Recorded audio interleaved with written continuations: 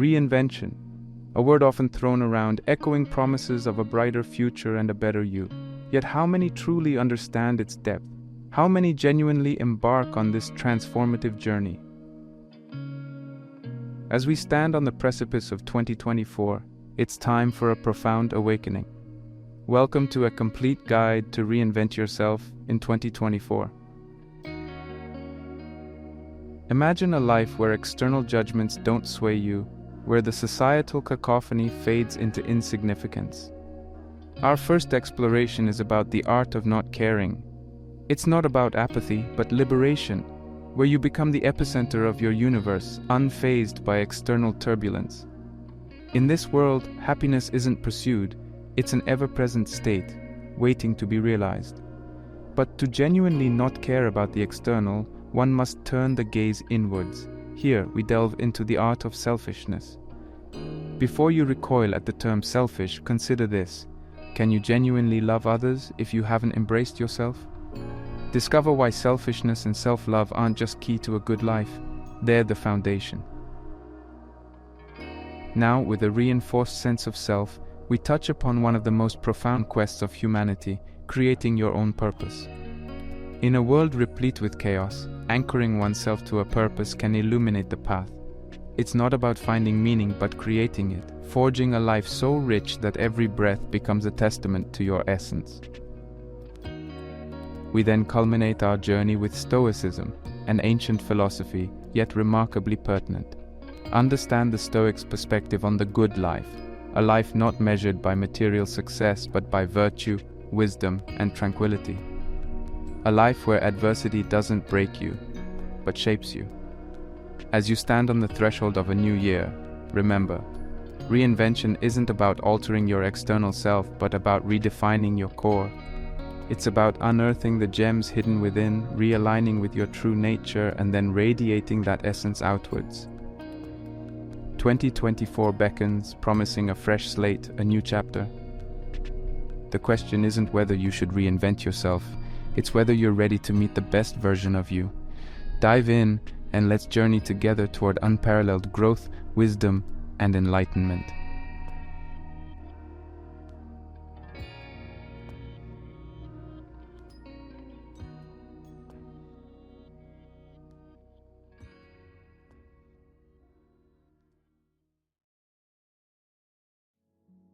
Have you ever felt weighed down by the expectations of society or been caught up in a whirlwind of worries about things beyond your control?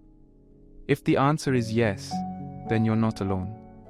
Many of us spend our lives caught in the trap of caring too much about things that, at the end of the day, might not matter as much as we think they do. But what if there were a way to break free from this cycle? A way to navigate life with more serenity and a clear mind? Today, we're diving deep into an exploration of a philosophical approach that might just hold the key to a happier, more fulfilling life. This approach, the art of not caring, is not about apathy or disregard for others, but rather, it's about focusing our care and attention where it truly matters, on things within our control, and letting go of the rest. In this video, we'll journey through the wisdom of various philosophies and philosophers who have walked this path before us and left guideposts for us to follow. From the tranquil mindfulness of Buddhist philosophy to the empowering self-sufficiency of Stoicism, from the hedonic calculus of Epictetus to the existential courage of Soren Kierkegaard, and from the life-affirming tenets of Nietzsche to the individualistic essence of existentialism. This exploration isn't just academic. We'll also discuss real-world applications and examples. We'll look at how these philosophies have been applied by individuals in the real world, and how not caring in the right way can lead to more happiness, less anxiety, and an overall more fulfilling life. But what exactly do we mean by not caring? In the philosophical sense, not caring doesn't mean complete detachment or lack of concern. It means liberating ourselves from the societal pressures, the fears of the unknown, the worries about what we can't control, and the anxiety over others' judgments. The art of not caring encourages us to focus our energy on our actions, our responses, and our attitudes, rather than expending mental and emotional energy on things outside our realm of control. It's about recognizing our boundaries and deciding what truly warrants our care, our effort, and our passion. It's about learning to embrace uncertainty, accept the impermanence of life, and still live joyfully in the present moment. If you've ever felt like you're carrying the weight of the world on your shoulders, if you've ever wished you could let go of anxieties that hold you back, or if you're just curious about different philosophical perspectives on happiness, you're in the right place. By the end of this journey, we hope you'll be armed with a new perspective on how to navigate life's ups and downs with grace, equanimity, and an untroubled mind. Stay with us as we unveil the liberating world of the art of not caring. It's time to venture on a philosophical journey of self-discovery and learn the art of letting go to live a happier, more fulfilling life.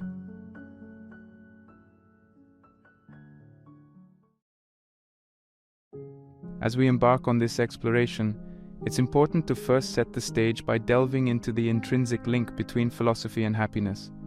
What role does philosophy play in defining and understanding happiness? Philosophy in its essence is the love of wisdom. It's an exploration of fundamental questions about existence, reality, knowledge, values, reason, and crucially for our discussion today, happiness.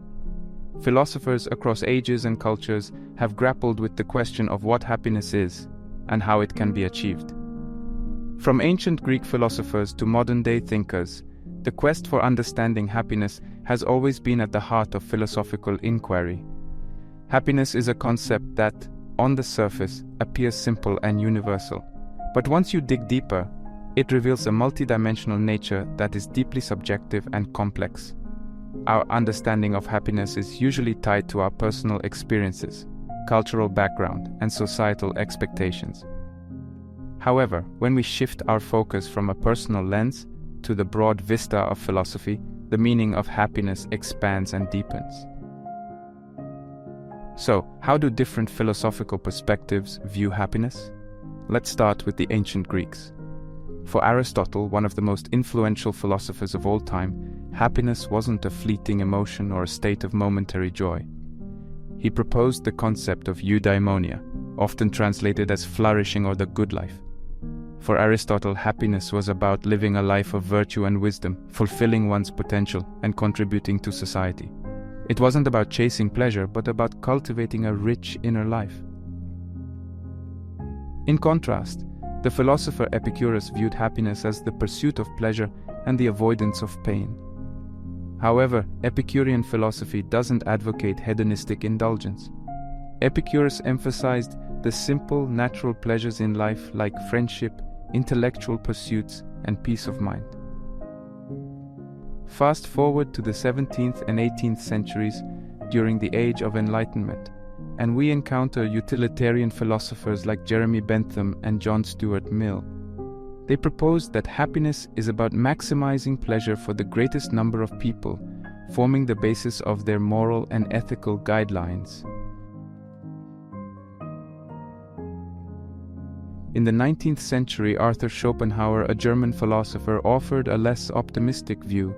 He believed that life is filled with suffering and happiness is merely the absence of this suffering. Schopenhauer's philosophy advocates for reducing desires to minimize disappointment and pain, giving a different spin on our understanding of happiness. Then we have the existentialists of the 20th century like Jean-Paul Sartre and Albert Camus, who believed that life inherently has no meaning, and it's up to each individual to create their own purpose and define their own happiness. They rejected societal norms and encouraged authenticity and personal freedom. And we can't forget the Eastern philosophical traditions like Buddhism, which teaches that happiness is achieved through the elimination of desire and attachment, leading to a state of inner peace and enlightenment. What's evident from these various philosophical perspectives is that happiness isn't a one-size-fits-all concept. It is deeply personal and intricately woven with our values, choices, and understanding of the world. Different philosophies offer different pathways to happiness, whether it's through virtue, pleasure, the absence of pain, personal freedom, or spiritual enlightenment. In today's exploration of the art of not caring, we will see how letting go of certain cares aligns with these diverse philosophical perspectives on happiness. It's about finding a balanced and thoughtful approach to what we choose to care about, ultimately leading us towards a fulfilling and content life. It's crucial to remember that philosophy doesn't provide ready-made answers, but guides us in asking the right questions. As we delve deeper into the art of not caring, let's keep an open mind, challenge our preconceptions, and allow these diverse philosophical teachings to enlighten our understanding of happiness. Let's set forth on this intriguing journey, drawing lessons from famous philosophers and their profound insights into happiness.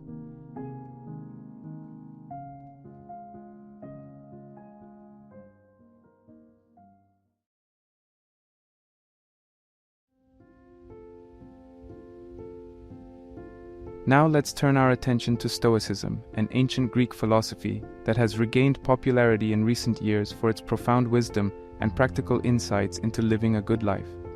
Stoicism was founded in Athens by Zeno of Citium in the early 3rd century BC, but it was the later Stoic philosophers like Epictetus, Seneca, and Marcus Aurelius whose teachings have stood the test of time and continue to resonate with us today. Stoicism is a philosophy of personal ethics that emphasizes virtue, reason, and self-discipline. It teaches that we can't control everything that happens to us, but we can control how we respond. Stoicism encourages us to focus on what's within our power and let go of what's not, providing a powerful framework for the art of not caring. This brings us to the Stoic concept of the dichotomy of control. Epictetus, a former slave-turned philosopher, articulated this principle eloquently in his Enchiridion, or handbook.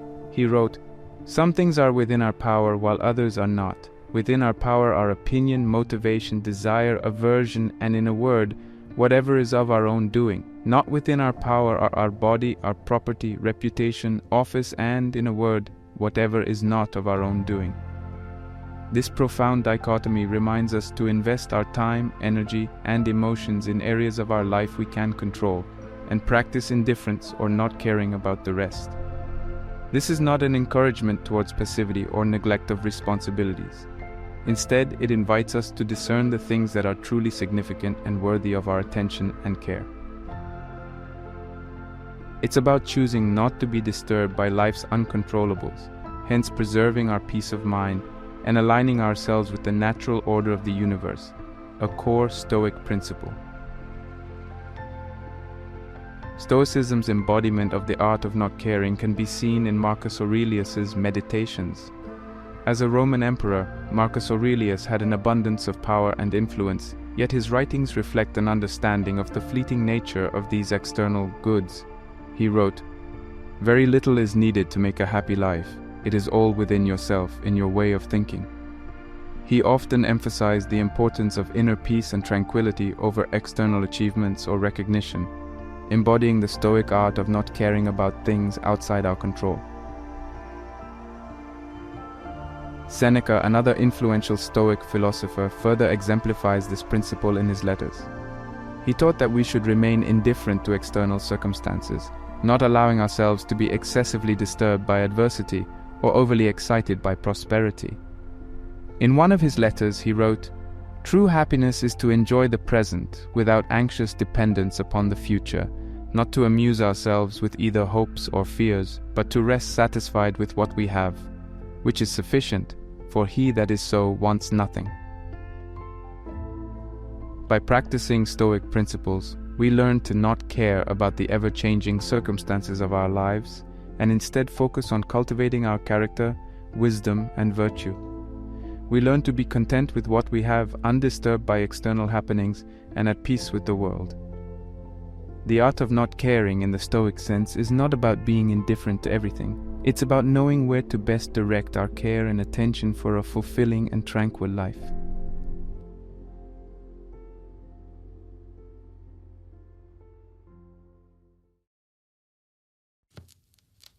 Now, we move from the Stoic school of thought to the garden of Epicurus. Epicurus, an ancient Greek philosopher who founded the school of philosophy known as Epicureanism, offers another perspective on the art of not caring. Contrary to common misconceptions, Epicureanism isn't about indulging in physical pleasures or leading a life of luxury. Instead, it's about understanding the nature of pleasure and desire and leading a life of tranquility, freedom, and friendship. Epicurus taught that pleasure is the highest good and the end goal of life, but he also emphasized that not all pleasures are worth pursuing.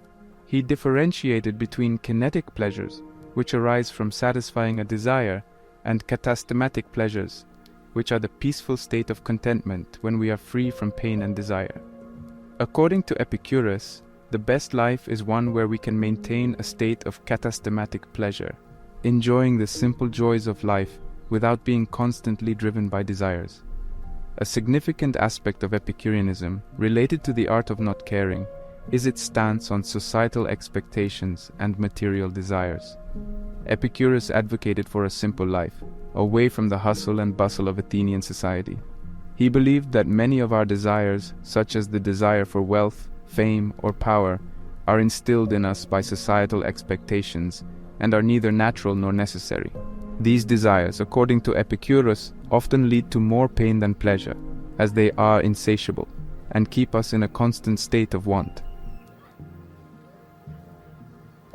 Epicurus famously wrote, "If thou wilt make a man happy, add not unto his riches, but take away from his desires."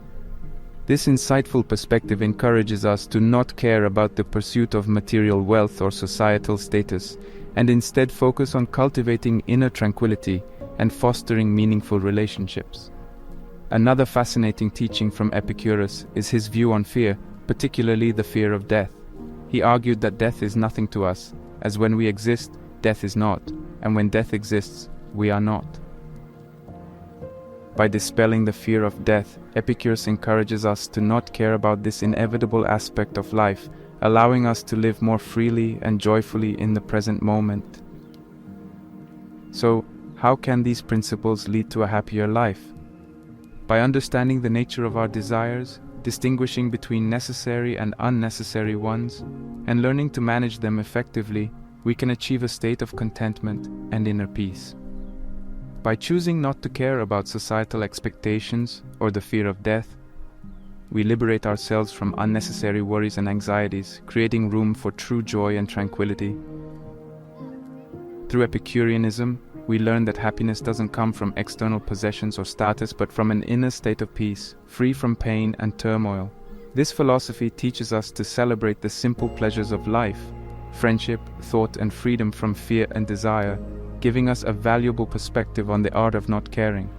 The Epicurean way of life invites us to rethink our values and desires, to let go of societal expectations and needless worries, and to embrace the simple and enduring pleasures of life. As we further our journey, let's carry these insights from Epicurus with us. Let's appreciate the role of pleasure and desire in our lives, and learn to care less about things that don't contribute to our lasting happiness.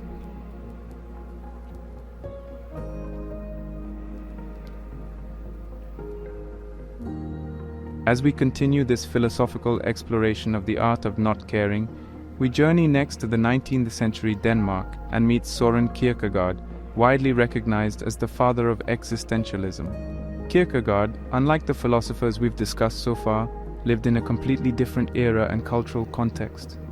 Kierkegaard's existential philosophy focuses on the individual, their emotions, freedom, choice, and subjective existence. He believed that truth is subjective and that each individual must navigate the complexities of life independently. His writings present a deep dive into human psychology, exploring themes of anxiety, despair, and the quest for meaning. One of Kierkegaard's most famous concepts is the leap of faith. In the face of life's uncertainties and paradoxes, Kierkegaard proposed that one must make a leap of faith into the religious life to find purpose and overcome despair. Now, while the leap of faith has religious connotations, especially in Kierkegaard's writings, the underlying concept extends beyond the religious sphere. It's about embracing uncertainty, about having the courage to make decisions without full knowledge of what the outcome might be. So much of our daily stress and anxiety stems from uncertainty. We fret about the future, worry about the unpredictable, and struggle to make decisions when we can't foresee the consequences. But what if we choose to not care about this uncertainty? What if we take that leap of faith, accept the uncertainty, and make our choices with conviction and courage? Kierkegaard wrote, "Life can only be understood backwards, but it must be lived forwards." In the context of our discussion, this quote is a reminder that while we can reflect on our past experiences to gain understanding and wisdom, we can't predict or control the future. Thus, choosing to not care about future uncertainties doesn't mean being reckless or indifferent to outcomes. Instead, it's about freeing ourselves from the paralyzing fear of the unknown, allowing us to live fully in the present and act according to our values and beliefs. Embracing Kierkegaard's leap of faith could lead us to greater happiness by liberating us from the burdens of anxiety and fear. When we stop caring excessively about the uncertainties, we can focus our energy on the present moment and on the actions that align with our values. By doing so, we give ourselves the freedom to lead an authentic life, one where we are not constantly overwhelmed by what might happen in the future. Kierkegaard's existential philosophy invites us to reflect deeply on our individual existence, our anxieties, and our freedom. His concept of the leap of faith provides us with a strategy to deal with life's uncertainties, not by attempting to predict or control the future, but by courageously embracing these uncertainties and focusing on our authentic self. Let's leap bravely into the uncertainties of life, caring less about what we can't control and more about living authentically and fully in the present.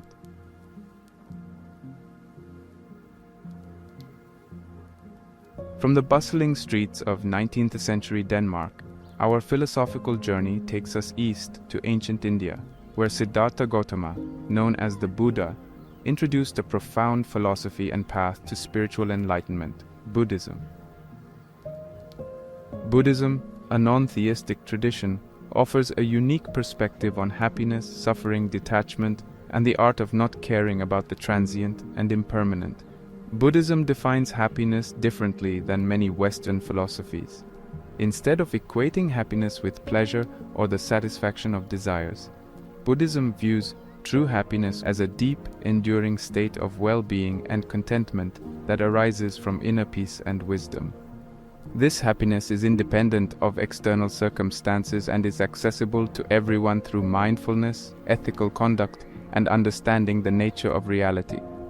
Central to Buddhism is the Four Noble Truths, which outline the nature of suffering, its cause, its cessation, and the path leading to its cessation. The Buddha taught that suffering arises from tanha, or craving, an insatiable thirst for something other or more than what is. This craving is born from our ignorance of the true nature of reality, characterized by impermanence, dissatisfaction, and non-self.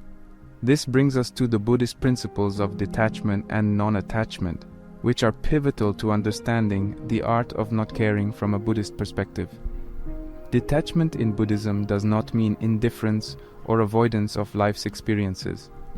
Instead, it's a deep understanding and acceptance of the impermanent nature of all phenomena. It's about not clinging to people, things, experiences, or even ideas, knowing that they are subject to change and dissolution. Non-attachment goes hand in hand with detachment. It is a state of freedom from the compulsive need to hold on to things, experiences, or ideas. When we practice non-attachment, we fully engage with life as it unfolds, experiencing joy, sadness, pleasure, and pain without being enslaved by these transient feelings. We learn to care deeply about life while not being bound by it. By not caring about impermanent things, we are not rejecting or devaluing them. Instead, we are learning to relate to them in a healthier way, experiencing them fully, appreciating them while they last, but not suffering when they change or vanish. This perspective, when applied to life, can lead to a profound inner peace and happiness. It helps us to enjoy the beauty of life's changing seasons without being swept away by the storms of craving, aversion, or delusion. The Buddha said, you only lose what you cling to.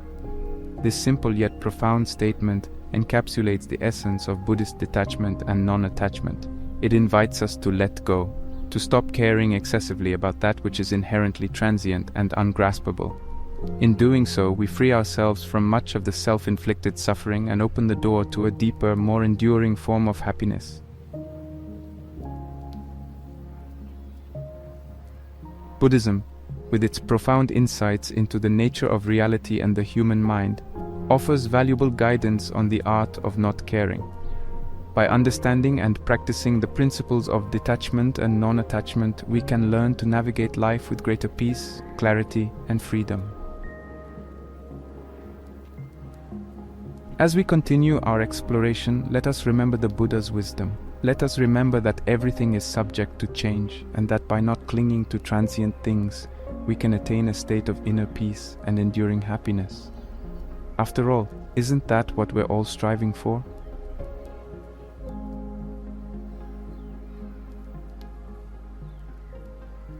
Our philosophical exploration now leads us back to Europe, this time to Germany in the late 19th century, where we meet one of the most influential and controversial philosophers, Friedrich Nietzsche. Known for his critiques of traditional morality and his philosophy of life affirmation, Nietzsche provides us with a powerful lens through which to view the art of not caring. At the heart of Nietzsche's philosophy is the concept of life affirmation, which he believed to be the highest state of being human. To affirm life, according to Nietzsche, is to embrace existence as it is, with all its contradictions, uncertainties, and challenges. It's about saying yes to life, not in a passive or resigned way, but with a sense of joy, curiosity, and creativity. This philosophy of life affirmation ties in closely with Nietzsche's views on societal norms and the art of not caring. Nietzsche believed that societal norms and traditional morality often hinder individuals from living fully and authentically. He criticized herd morality, the notion that good and bad are universally applicable to everyone. For Nietzsche, not caring about societal norms and traditional morality isn't about becoming indifferent or apathetic. Rather, it's about self-overcoming, a process through which individuals transcend their conditioned behaviors and beliefs to create their values. When we stop caring about societal expectations, we can begin to question, critique, and eventually overcome these imposed values. This allows us to become the authors of our moral code, defining what is meaningful, worthwhile, and fulfilling for us. Here, we encounter the concept of the Übermensch, often translated as the Overman or Superman. This concept represents Nietzsche's ideal individual who has successfully overcome themselves, creating their values and affirming life in all its complexity. The Übermensch embodies the principle of not caring about conventional morality, choosing instead to embrace life with all its chaos and uncertainty and to create their moral framework. Nietzsche wrote in Thus Spoke Zarathustra, "I teach you the overman. Man is something that shall be overcome. What have you done to overcome him?" These powerful words are a call to action. They challenge us to question, to strive, to create. They remind us of our capacity for self-overcoming, our potential to become who we truly are. So what does Nietzsche's philosophy offer in our quest to master the art of not caring? It invites us to reevaluate our relationship with societal norms and traditional morality. It encourages us not to care about these external expectations in a way that stifles our individuality, but instead to create our values and affirm life as it is. As we move forward in our exploration, let's remember Nietzsche's powerful ideas. Let's strive for self-overcoming, dare to create our values, and learn to affirm life in all its complexity.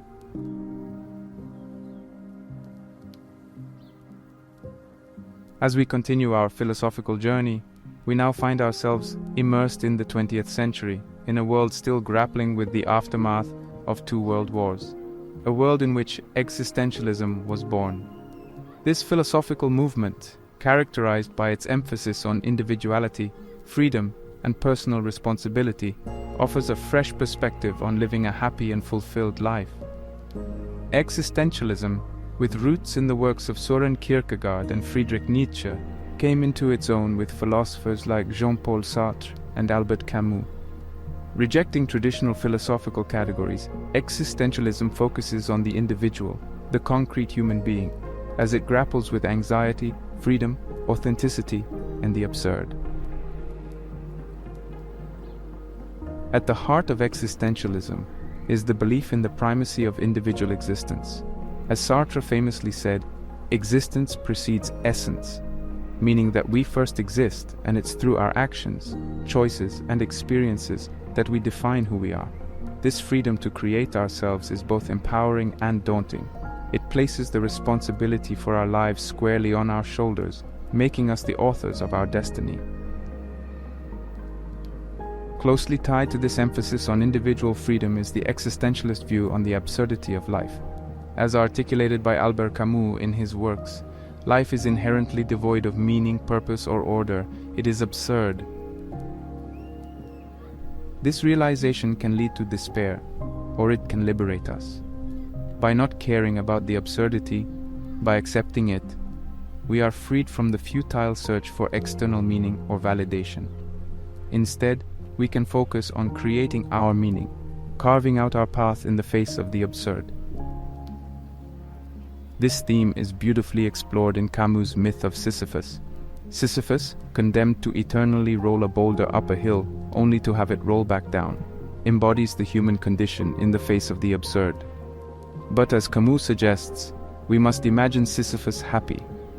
By not caring about the futility of his task, Sisyphus can find joy and meaning in the process itself, in his struggle and persistence. So, what do existentialist philosophers like Sartre and Camus offer us in our exploration? They remind us that we are free to choose, to act, to create our essence.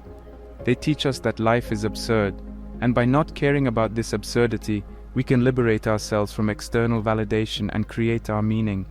They urge us to embrace our freedom, to take responsibility for our lives, and to carve out our path in the face of the absurd.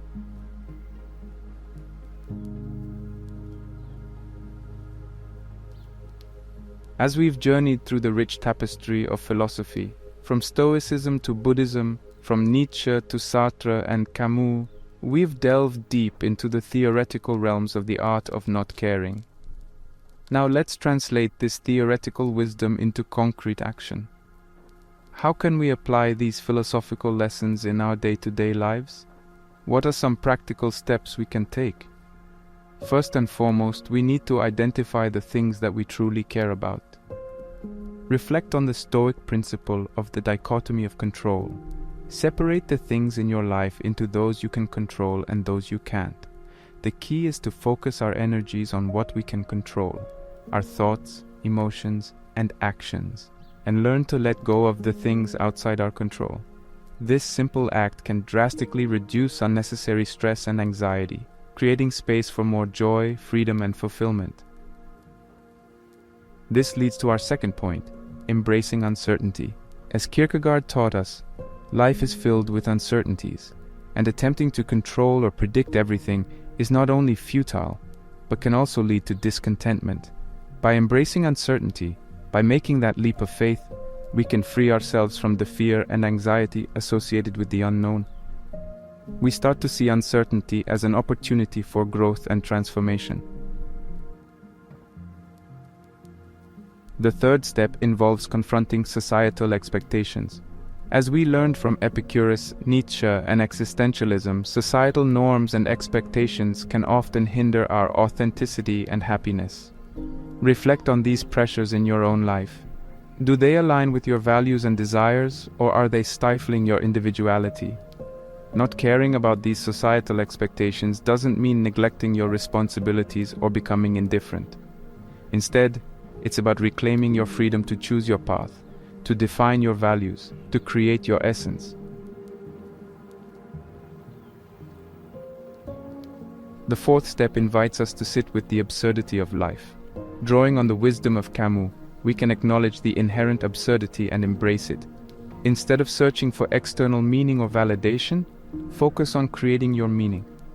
This could be through your relationships, your passions, your work, or your personal growth.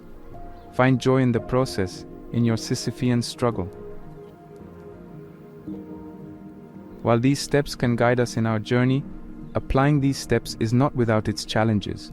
It's a lifelong journey, one that requires patience, courage, and self-compassion.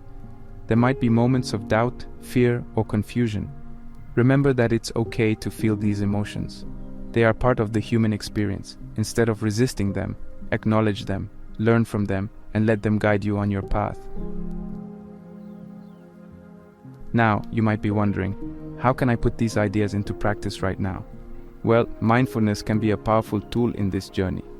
Mindfulness is the practice of being fully present, of paying attention to the here and now without judgment.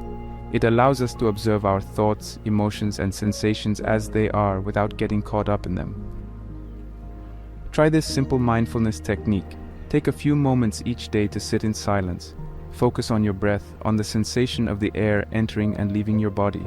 If your mind starts to wander, gently bring it back to your breath. This practice can help you cultivate a sense of presence, acceptance, and non-attachment, key elements in the art of not caring. Remember, not caring isn't about indifference or neglect. It's about discerning what truly matters, about embracing life with all its uncertainties and absurdities, about creating our essence in the face of societal expectations. It's a journey, not a destination, one that requires courage, self-compassion, and a willingness to embrace the fullness of our human experience.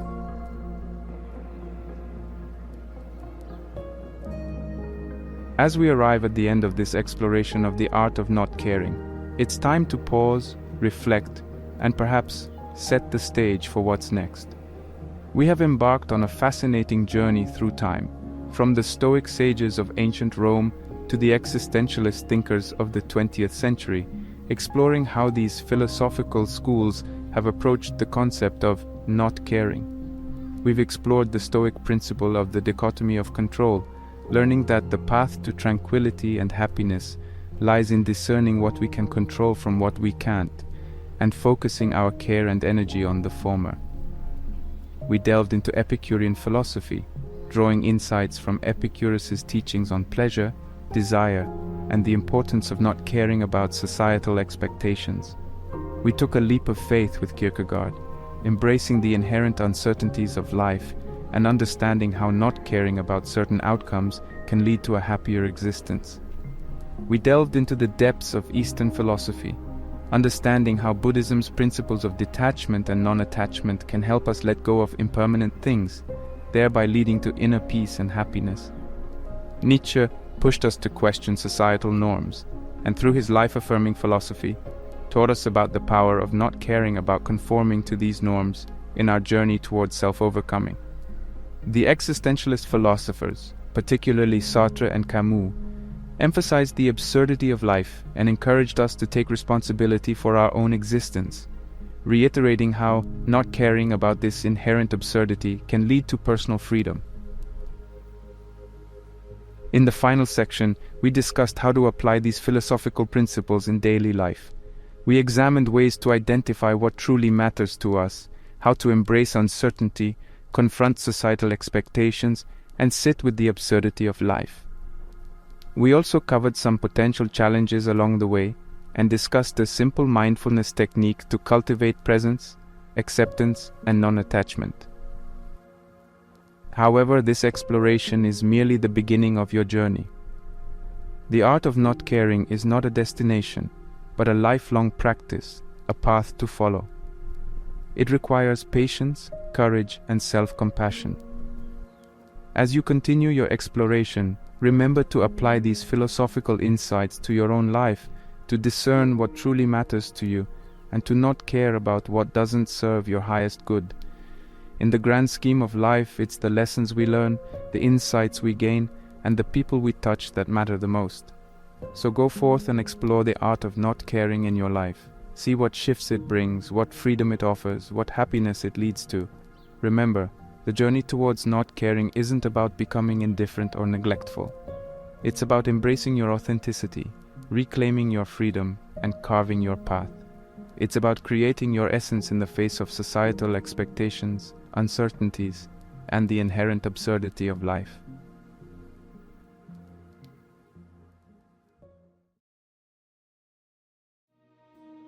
Have you ever found yourself feeling guilty for taking a day off, indulging in your favorite food, or spending a little extra time taking care of yourself? Or perhaps you've been made to feel selfish for putting your needs first.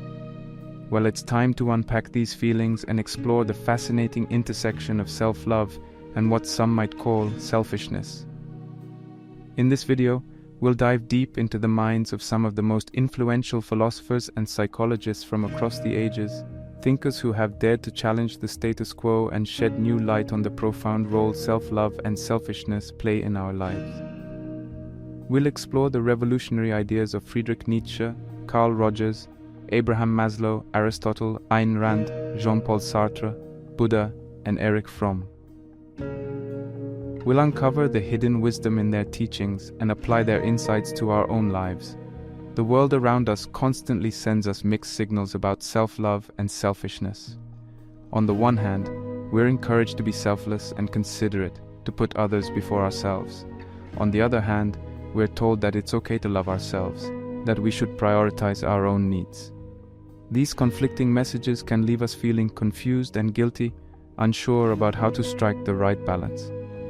And that's where the importance of today's topic comes into play, both in our personal and professional lives. By developing a better understanding of self-love and selfishness, we can lead healthier, more balanced lives. We can learn to set boundaries, to make time for ourselves, and to appreciate who we are, with all our strengths and weaknesses. And we can do this without feeling guilty or being perceived as selfish.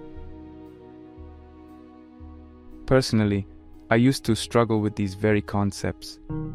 There were times when I would deprive myself of rest, fun, and even health, just to avoid being seen as selfish. I would bend over backwards to accommodate others, often at the expense of my own well-being. It wasn't until I started studying philosophy and psychology that I began to realize the value of self-love and the necessity of a certain type of selfishness. These insights didn't just transform my personal life, they also had a profound impact on my professional life, leading to greater satisfaction and success. So, whether you're here out of curiosity in search of personal growth, or to gain insights that can boost your professional success, I believe this series has something valuable to offer you. Together, we'll challenge popular misconceptions, explore new perspectives, and embark on a journey towards a better understanding of ourselves and our place in the world.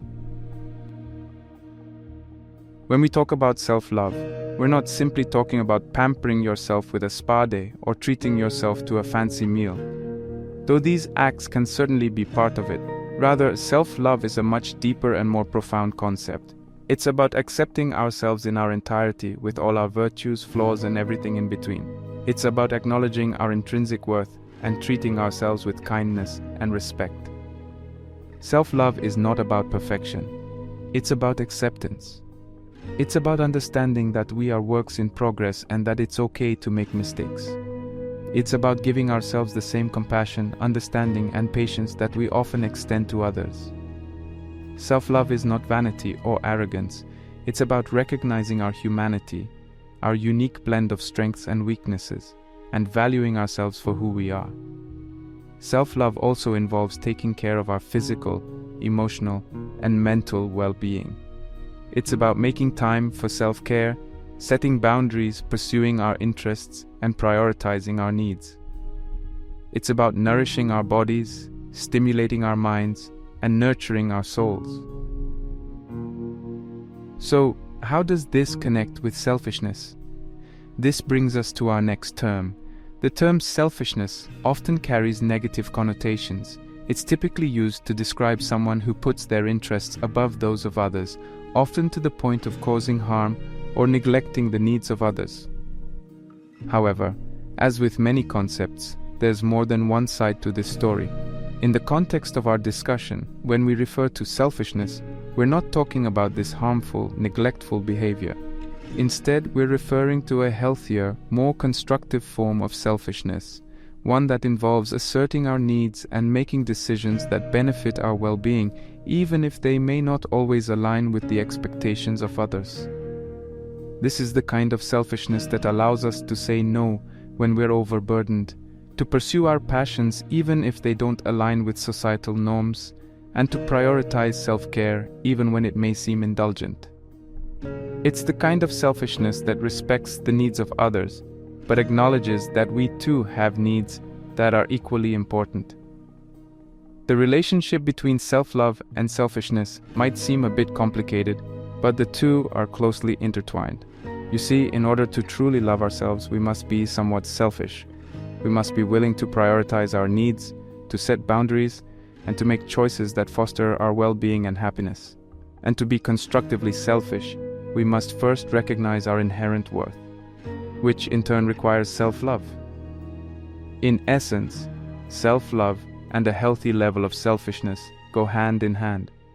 They are two sides of the same coin, both crucial for our personal growth and well-being.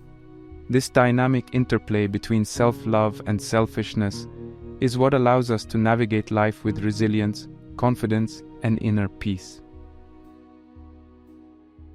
But how did such concepts emerge? How have they evolved over time? And how do they fit into the grand tapestry of philosophical and psychological thought? As we journey through this video, we'll delve into these questions and more, exploring the fascinating perspectives of various philosophers and psychologists and uncovering the profound insights they offer. Remember, the goal here is not to encourage selfishness in the negative sense, disregarding others and causing harm. Instead, we hope to illuminate the path to a balanced, healthy sense of self, where you can assert your needs, value your worth, and still respect and care for those around you.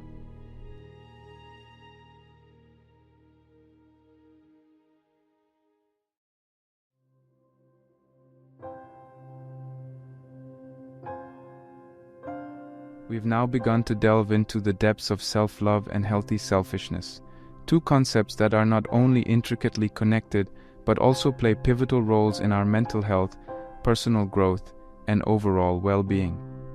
Understanding why self-love is crucial to mental health takes us into the realm of neuroscience, psychology, and human behavior. For decades, psychologists and researchers have pointed out the direct link between the way we perceive ourselves and the state of our mental health. Let's visualize our minds as gardens. Now, a garden filled with love, positivity, and care is likely to flourish, right? Similarly, when our minds are imbued with self-love, they too can flourish. Self-love acts like a natural defense mechanism against the thorns of self-doubt, self-criticism, and negative self-talk, elements that can poison our mental garden, leading to anxiety, depression, and other mental health issues. When we practice self-love, we validate our own emotions and experiences. We tell ourselves that it's okay to feel the way we do, that our feelings are important. This validation can prevent emotional repression, a factor often linked with psychological distress. Self-love also equips us with the confidence to face life's challenges head-on. Instead of crumbling under pressure or succumbing to stress, we can stand tall, secure in the knowledge that we are capable and deserving of overcoming these hurdles. This resilience is fundamental for maintaining mental health and coping with life's ups and downs. But how does healthy selfishness fit into this picture? Well, if self-love is the soil in which our mental garden thrives, then healthy selfishness is the act of tending to that garden, ensuring it gets the nourishment it needs. Healthy selfishness is about acknowledging our needs and taking steps to meet them. It's about carving out time for ourselves amidst our busy schedules, prioritizing our well-being, and not being afraid to set boundaries.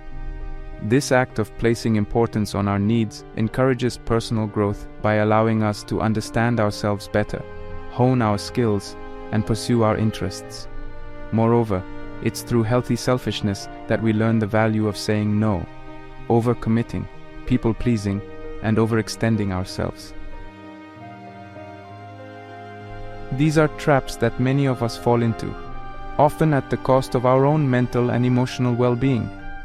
Learning to say no to things that drain us is an act of healthy selfishness, a crucial step in personal growth. When we combine self-love and healthy selfishness, they form a potent synergy that paves the way for a balanced, content, and fulfilling life.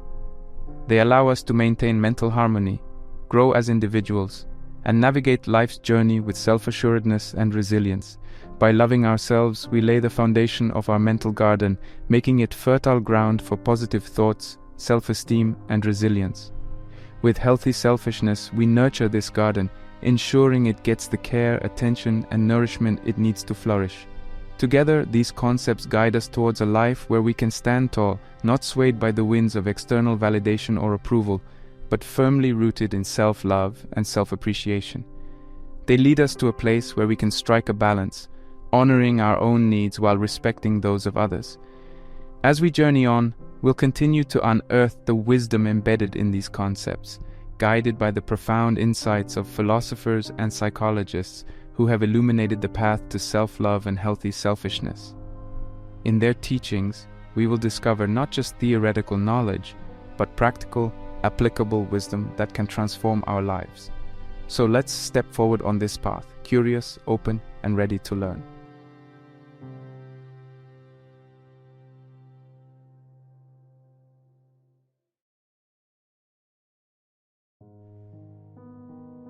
Our first stop, the influential psychologist Carl Rogers.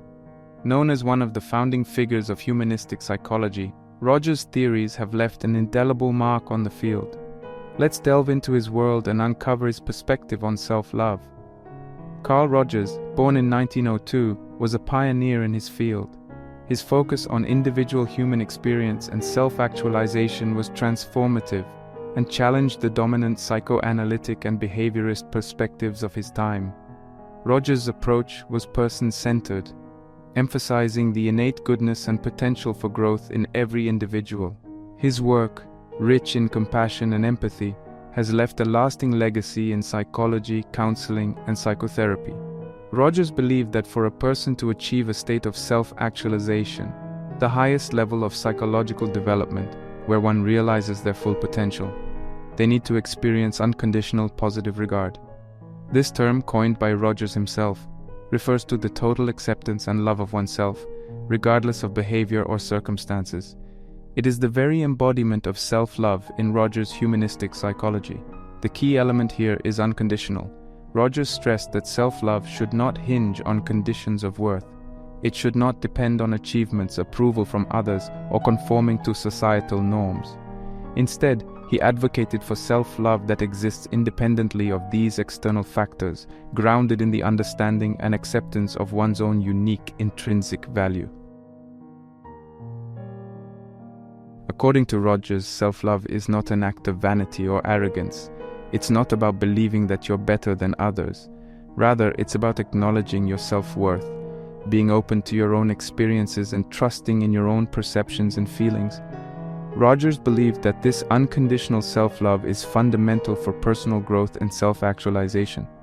When we love ourselves unconditionally, we create a safe space for exploration and self-understanding. We allow ourselves to make mistakes and learn from them, fostering personal growth.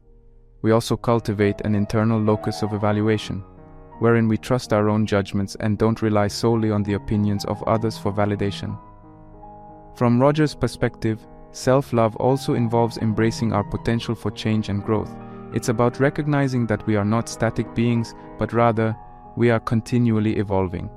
Self-love, in this sense, means not only accepting who we are in the present moment, but also embracing who we can become. Moreover, Rogers' therapeutic approach was rooted in the belief that a therapist's role was to provide an environment of unconditional positive regard, empathy, and genuineness to foster self-love and growth in their clients. He proposed that when individuals are exposed to such an environment, they naturally move toward greater self-understanding, self-acceptance, and self-actualization. This illustrates Rogers' belief in the transformative power of self-love. Rogers' perspective on self-love not only revolutionized therapeutic practices, but also deeply resonates with our discussion. His ideas offer a fresh perspective, inviting us to embrace unconditional self-love and to see it as a gateway to personal growth and self-actualization.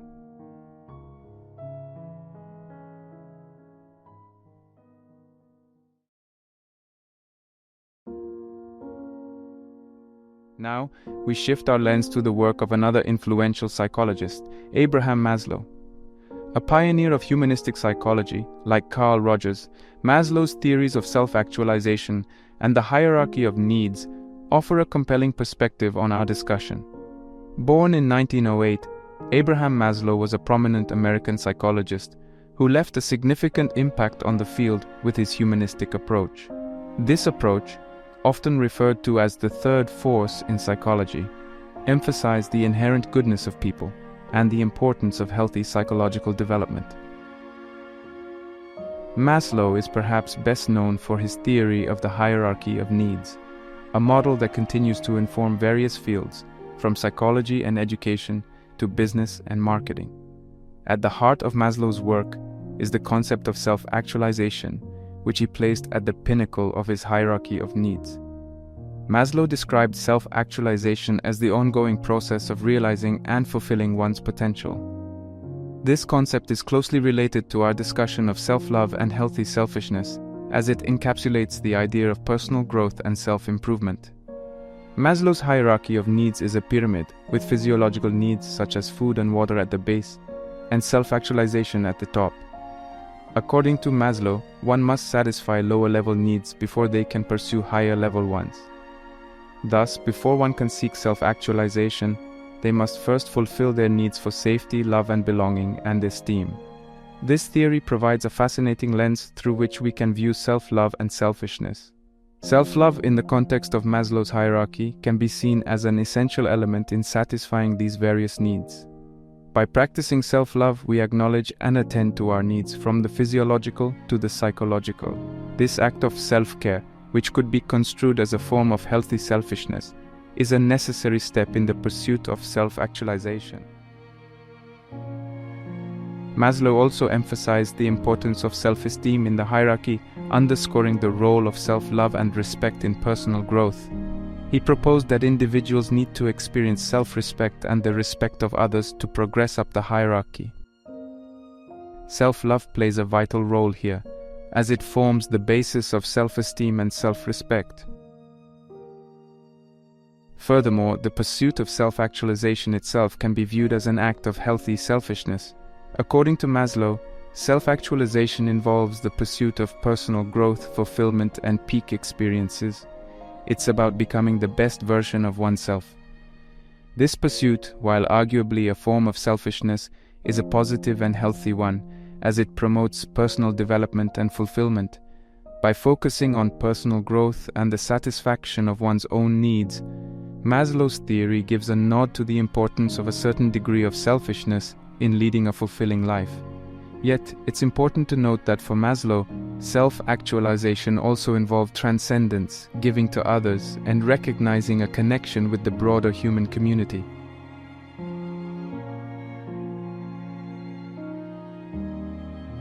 Abraham Maslow's perspective adds another intriguing layer to our understanding of self-love and healthy selfishness.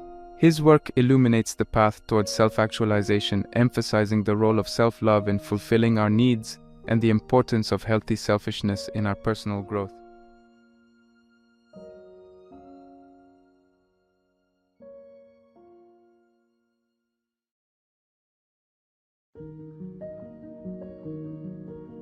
Venturing into the realm of ancient wisdom, we now turn our gaze towards one of the most influential philosophers in history, Aristotle. His comprehensive work, covering areas from metaphysics to ethics and politics, has shaped centuries of thought and still holds valuable insights for our discussion on self-love and healthy selfishness. Aristotle, born in 384 BC, was a student of Plato and later became the tutor of Alexander the Great. He founded the Lyceum, a school in Athens, where he conducted courses at the school for over a decade. His work has profoundly influenced Western philosophy, serving as the foundation for many later philosophical theories and practices. Central to Aristotle's ethical philosophy is the concept of eudaimonia, often translated as happiness or flourishing. Aristotle proposed that eudaimonia is the ultimate goal of human life and thought. However, it is not a transient state of happiness or pleasure, but rather an enduring state of being that results from leading a life of virtue and achieving one's full potential. The idea of eudaimonia is intrinsically connected to the concepts of self-love and rational self-interest. Aristotle argued that self-love is not merely acceptable, but necessary for eudaimonia. To him, self-love was not a narcissistic endeavor, but rather it meant wishing for and working towards what is genuinely good for oneself. Aristotle's conception of self-love ties closely to his idea of rational self-interest. He proposed that by nature, we are rational beings who desire to realize our highest potential. Hence, genuine self-love requires the pursuit of virtue and wisdom, essentially becoming the best version of ourselves. It's a form of healthy selfishness where one seeks personal growth and fulfillment, not at the expense of others, but as a means to contribute positively to society. To comprehend how Aristotle's teachings apply to real life, let's delve into some practical implications. Suppose you're a musician, for instance. Embracing self-love, in the Aristotelian sense, would mean dedicating yourself to honing your craft, understanding and expressing your unique artistic voice, and reaching your highest potential. It's about recognizing your passion and potential, and using it to contribute to the world in your own unique way. Or consider a scenario where you're faced with a choice between pursuing a high-paying job that you don't enjoy or a lower-paying job that aligns with your passions. Following Aristotle's philosophy, the act of self-love would involve choosing the path that genuinely fulfills you and allows you to realize your potential, even if it may seem more challenging or less lucrative. These examples capture the essence of Aristotle's eudaimonia, a life of fulfillment achieved through the pursuit of virtue and personal excellence. In this regard, self-love and a certain degree of selfishness are not only desirable, but also essential. They drive us towards self-improvement and realization of our potential, contributing to our individual flourishing, and by extension, the betterment of our communities. Aristotle's wisdom illuminates a new dimension in our exploration of self-love and healthy selfishness, reinforcing the notion that these concepts are not contradictory but complementary facets of a fulfilling life. His philosophy invites us to reflect on our potential, our passions, and the choices we make, emphasizing the importance of virtuous self-love and rational self-interest in our quest for eudaimonia.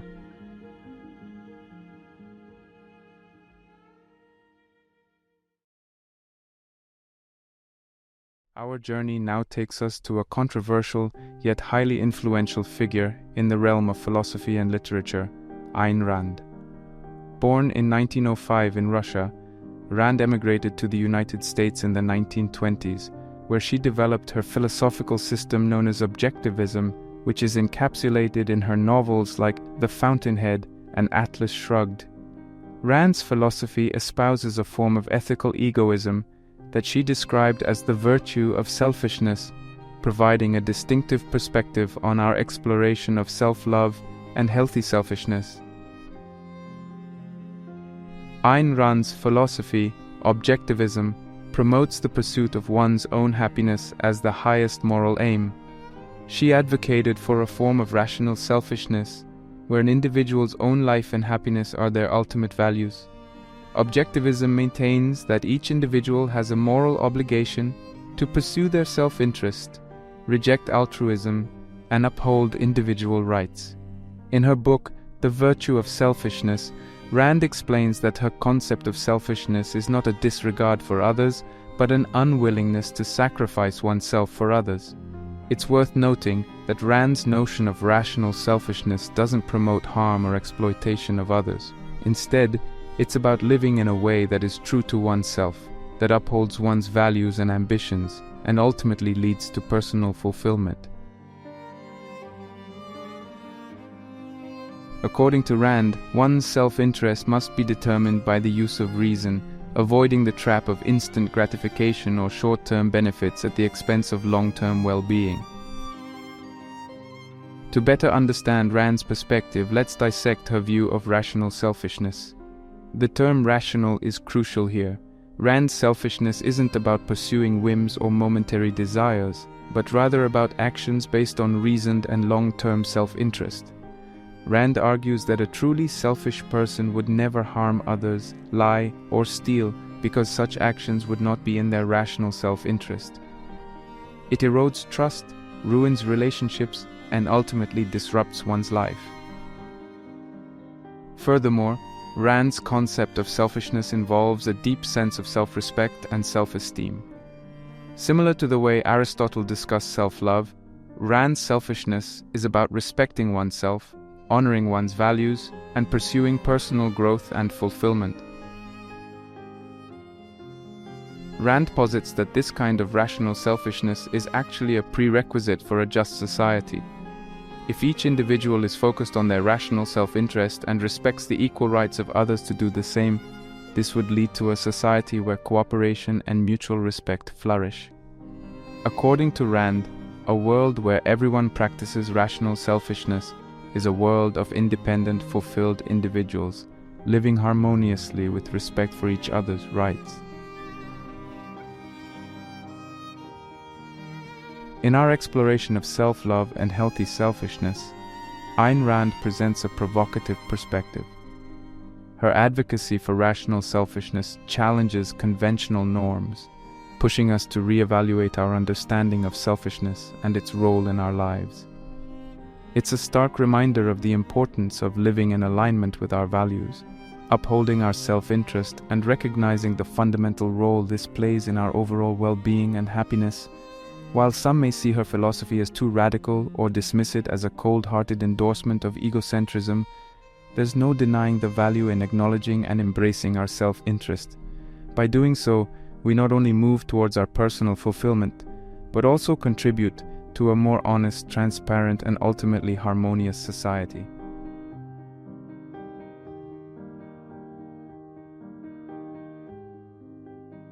Our philosophical exploration now directs us towards the tranquil realm of Stoicism, introducing a significant figure from this school of thought, Epictetus.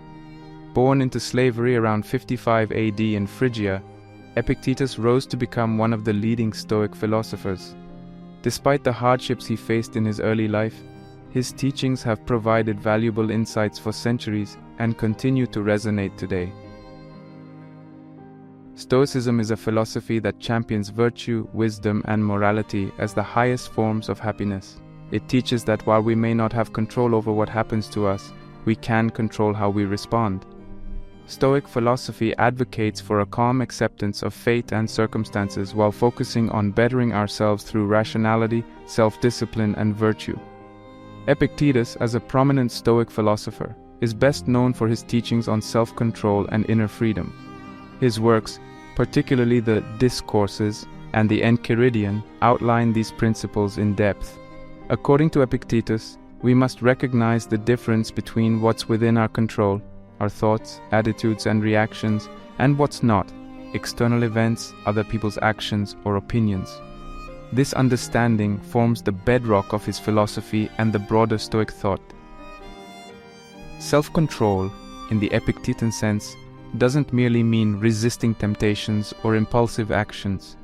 Instead, it's about controlling our reactions and emotions in response to external events.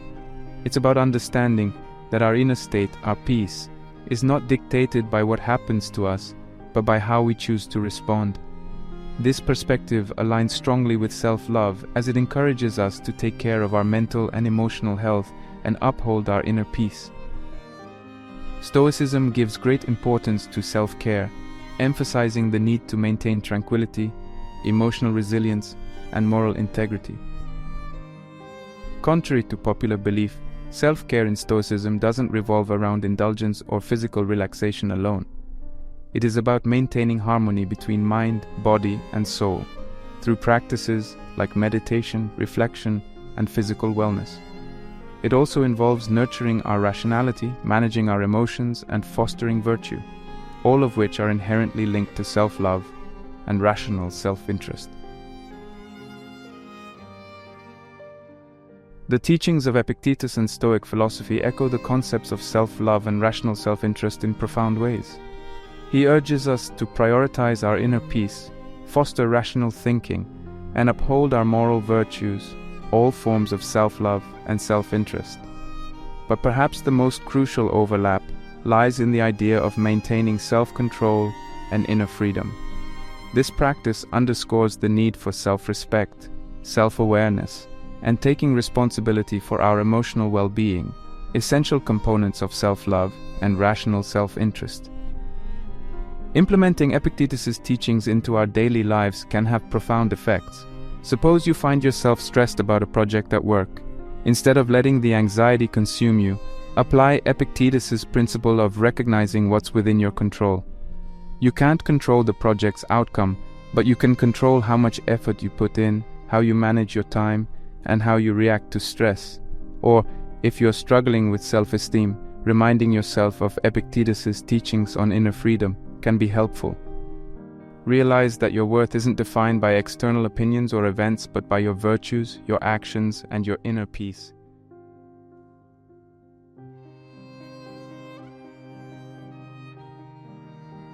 As we navigate the intricate labyrinth of self-love and selfishness, our next guide is the French philosopher and one of the key figures in existential philosophy, Jean-Paul Sartre. Born in 1905 in Paris, Sartre was a prolific thinker and writer, and his thoughts have profoundly influenced Western philosophy, especially existentialism and phenomenology. Existentialism, the philosophical movement that Sartre popularized, centers around the individual's unique experience in an indifferent or even hostile universe. This school of thought emphasizes personal freedom, choice, and responsibility. Existentialists believe that each individual is free to make their life's meaning, and this freedom, while liberating, also comes with the profound responsibility of choice. Sartre's philosophy famously revolves around the concept of existence precedes essence, suggesting that we as human beings exist first, and then each of us is responsible for shaping our essence or nature. This existential freedom is at the heart of Sartre's idea of authenticity, living in a way that's true to oneself, independent of societal norms or expectations. To Sartre, authenticity involves accepting this existential freedom and taking full responsibility for our actions, choices, and the consequences that follow. It's about acknowledging that we are the authors of our lives, and we can't blame others or external circumstances for our predicaments. In Sartre's own words, man is condemned to be free, because once thrown into the world, he is responsible for everything he does. At the junction of authenticity, self-love, and selfishness, we find intriguing connections. Sartre's authenticity correlates with self-love and healthy selfishness, as it demands we stay true to ourselves and prioritize our beliefs and values. It's about recognizing our desires, taking ownership of our choices, and living in alignment with who we truly are. It's about loving oneself enough to live authentically, even if it means going against societal expectations or norms. However, Sartre's authenticity isn't about navel-gazing selfishness, but about responsibility and freedom. It's not an excuse to disregard others or shirk responsibilities. Instead, it's a call to engage authentically with our freedom and the choices it entails. Here we find a subtle but important distinction from selfishness. While authenticity requires acknowledging and acting on our desires, it doesn't involve trampling on others to get what we want. To apply Sartre's concept of authenticity in real life, consider personal relationships. Authenticity would mean being honest about your feelings and needs, even when they're not in line with what your partner, friend, or family expects. It's about having the courage to express your true self and not compromising your values or integrity to please others. Or, in a professional setting, living authentically could mean choosing a career path that genuinely fulfills you, rather than one that is prestigious or lucrative. It's about acknowledging your passions and aspirations, and taking responsibility for the choices that align with them. Sartre's concept of authenticity provides a fascinating lens to explore self-love and healthy selfishness.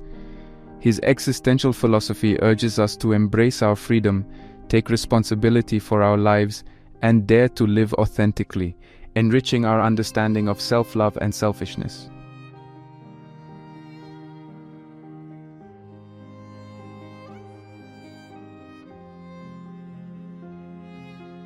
Now, as we continue on our philosophical journey, we steer towards the east and take refuge under the enlightening Bodhi tree of Buddhism. This ancient philosophy was born out of the teachings of Siddhartha Gautama, known as the Buddha, in the 6th century BC. The Buddha's teachings have echoed through time, providing wisdom and guidance to millions around the world. Buddha's teachings revolve around the Four Noble Truths, which identify the existence of suffering, its cause, its cessation, and the path leading to this cessation. This path, known as the Noble Eightfold Path, is the Buddha's prescription for freeing oneself from suffering and attaining nirvana, a state of ultimate peace and enlightenment. A central part of the Buddha's teachings is the middle way, also known as the Noble Eightfold Path. The middle way is a path of moderation, a course between self-indulgence and self-denial. It avoids both extremes, advocating instead for a balanced and mindful approach to life. The Buddha discovered this path after experiencing both opulent luxury and severe asceticism, realizing that neither brought true happiness or enlightenment. This is a comprehensive path that covers wisdom, ethical conduct, and mental discipline. It consists of right view, right intention, right speech, right action, right livelihood, right effort, right mindfulness, and right concentration. Together, these constitute a balanced approach to life that helps to free oneself from suffering. When we examine the middle way's implications on self-love and selfishness, a fascinating interplay becomes apparent. Self-love, from a Buddhist perspective, can be seen as a compassionate care for one's well-being, both physical and mental. It involves fostering wholesome states of mind and minimizing unwholesome ones. The practice of self-love aligns well with the middle way, as it involves taking care of one's self without falling into the extremes of narcissism or self-neglect. On the other hand, selfishness in Buddhism isn't inherently demonized. Instead, it's the unskillful or harmful expressions of selfishness that are discouraged, such as greed, hatred, and delusion. These are seen as roots of suffering that pull one away from the right path. However, a healthy sense of selfishness, like caring for one's well-being, is important in Buddhism, as it helps cultivate self-love and compassion, which are crucial in walking the middle way. Let's consider the practice of meditation, a fundamental part of Buddhist practice. Meditation can be seen as an act of self-love and healthy selfishness. It's a time you dedicate entirely to yourself, focusing inward and cultivating a tranquil and mindful state of mind. This practice aligns perfectly with the middle way, nurturing balance and avoiding extremes, like excessive outward focus or complete detachment. In a real-world context, the middle way can guide us to balance our personal and professional lives, taking care of our needs without neglecting our responsibilities towards others. It can inspire us to live healthily, neither indulging excessively in sensual pleasures nor denying ourselves joy and comfort. It teaches us to approach life with equanimity, understanding, and compassion, not just for others, but also for ourselves. The Buddha's middle way provides a compelling perspective on the delicate balance between self-love and selfishness. It encourages us to cultivate self-love and a healthy sense of self-interest without swinging to the extremes of self-indulgence or self-denial.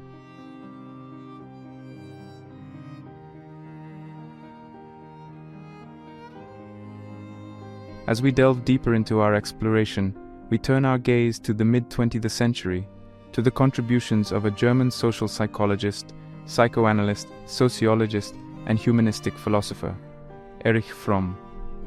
Born in Frankfurt, Germany, in 1900, Fromm's ideas transcended academic fields, providing profound insights into human behavior, love, and society.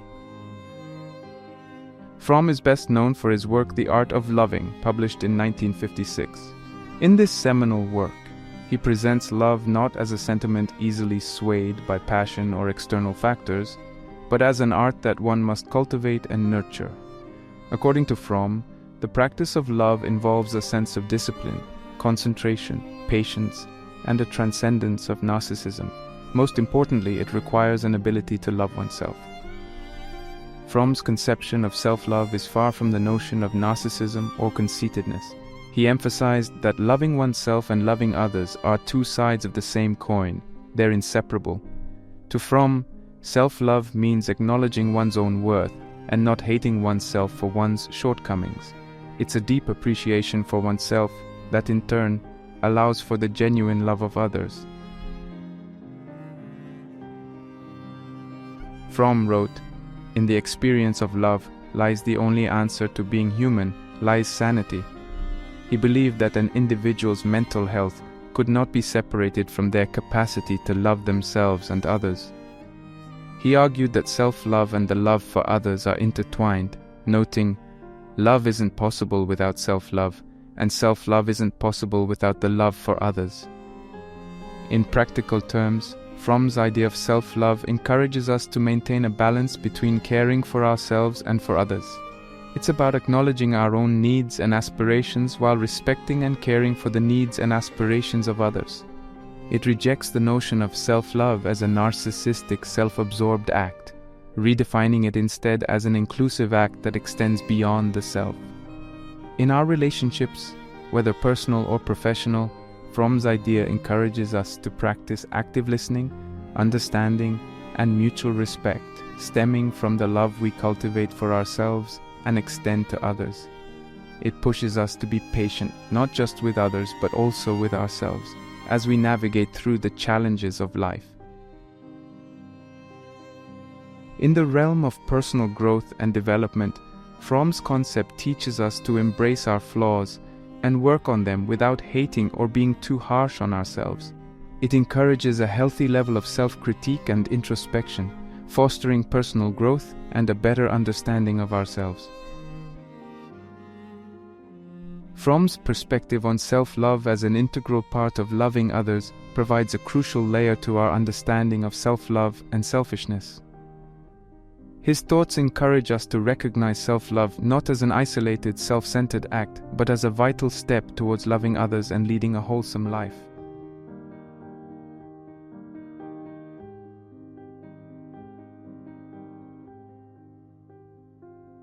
As we journey through the different philosophies and psychological perspectives on self-love and selfishness, we find ourselves in a mosaic of ideas, each unique, yet sharing common threads. Comparing and contrasting these perspectives helps us appreciate their depth and diversity and guides us in integrating these principles into our daily lives. Starting with Carl Rogers, we saw that self-love is intrinsically tied to the concept of self-actualization. A positive view of oneself enables one to explore their potentials and capabilities fully. The concept of self-actualization resurfaces in Abraham Maslow's hierarchy of needs, emphasizing self-love as a crucial element in fulfilling our highest potential. Aristotle's eudaimonia echoes similar sentiments, with the pursuit of happiness through self-realization and the achievement of personal excellence. On the other hand, Ayn Rand's objectivism introduces the idea of rational selfishness, arguing that pursuing one's self-interest when done rationally is the highest moral purpose. This contrasts with the Stoic perspective, represented by Epictetus, that advocates for self-control and inner freedom, seeking tranquility and virtue rather than immediate self-gratification. Jean-Paul Sartre's existentialist perspective throws us into the pursuit of authenticity, implying that self-love is about embracing our freedom and taking responsibility for our actions. Meanwhile, Buddha's middle way teaches us to navigate between the extremes of self-denial and self-indulgence, emphasizing the need for a balanced approach to self-love and selfishness. Erich Fromm bridges these different perspectives by presenting self-love as an art, crucial for our ability to love others. His work underscores the mutual interdependence between loving oneself and loving others. Despite their varied historical and cultural contexts, these philosophers and psychologists share an appreciation for the value of self-love and a balanced sense of selfishness. They all recognize, in one way or another, that self-love is not an act of vanity or narcissism, but a crucial part of human well-being and a key to a fulfilling life. The concept of selfishness, too, is reframed as a healthy act of caring for oneself and not an expression of disregard for others. In terms of applying these perspectives to contemporary life, we can take away several valuable lessons. Self-love is about recognizing our self-worth and treating ourselves with kindness and respect. It involves understanding and meeting our needs, whether physical, emotional, or psychological. Healthy selfishness, on the other hand, is about setting boundaries and making time for ourselves amid our busy lives. It's about asserting our interests while maintaining empathy and consideration for others. In a world that often demands us to put others' needs before our own, these philosophical and psychological perspectives remind us of the importance of taking care of ourselves too. After all, as the adage goes, you cannot pour from an empty cup. In the act of nurturing ourselves, we become better equipped to contribute to the world and enrich the lives of those around us. As we venture forth into our individual journeys, let these philosophers and psychologists be our guides. Let their insights illuminate our paths as we navigate the terrains of self-love and selfishness, as we endeavor to create a balance that fosters personal development and contributes to a good life. As you venture forth, hold on to the insight that self-love and balanced selfishness are not barriers to our growth, but catalysts for it. They form the undercurrent of a life that's not just good, but meaningful, fulfilling, and truly our own.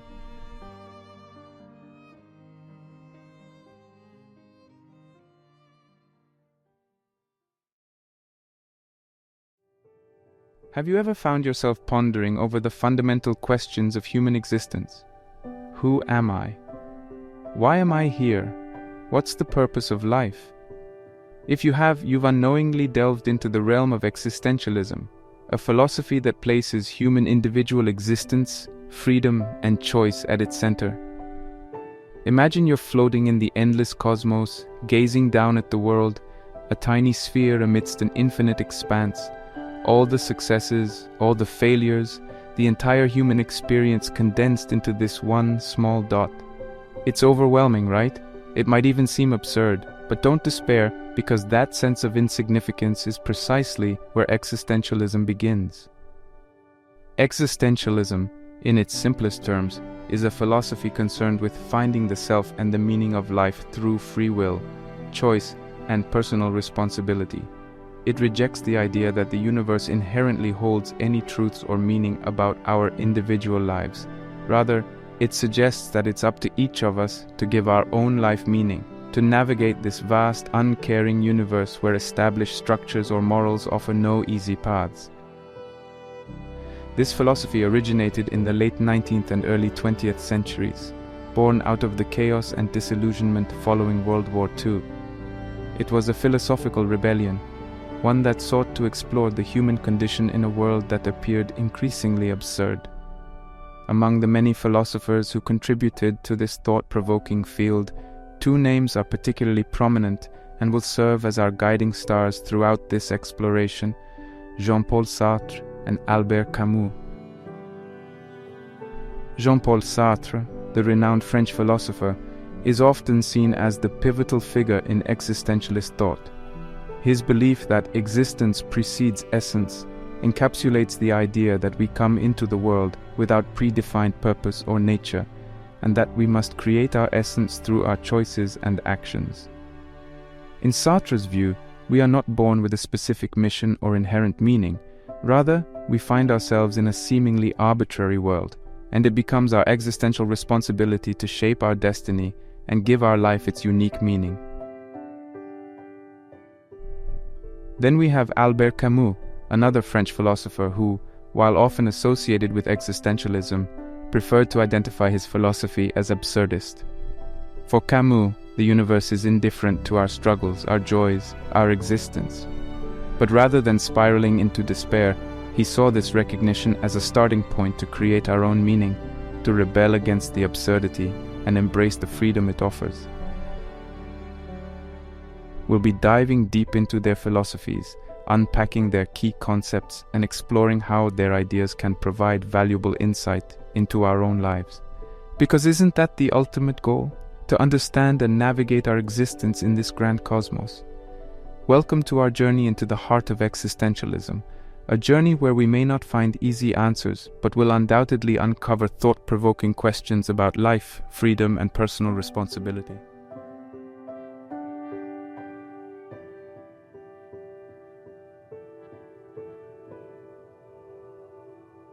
The roots of existentialism, while firmly planted in the 19th and 20th centuries, stretch back much further, drawing nourishment from the rich philosophical soil of the past.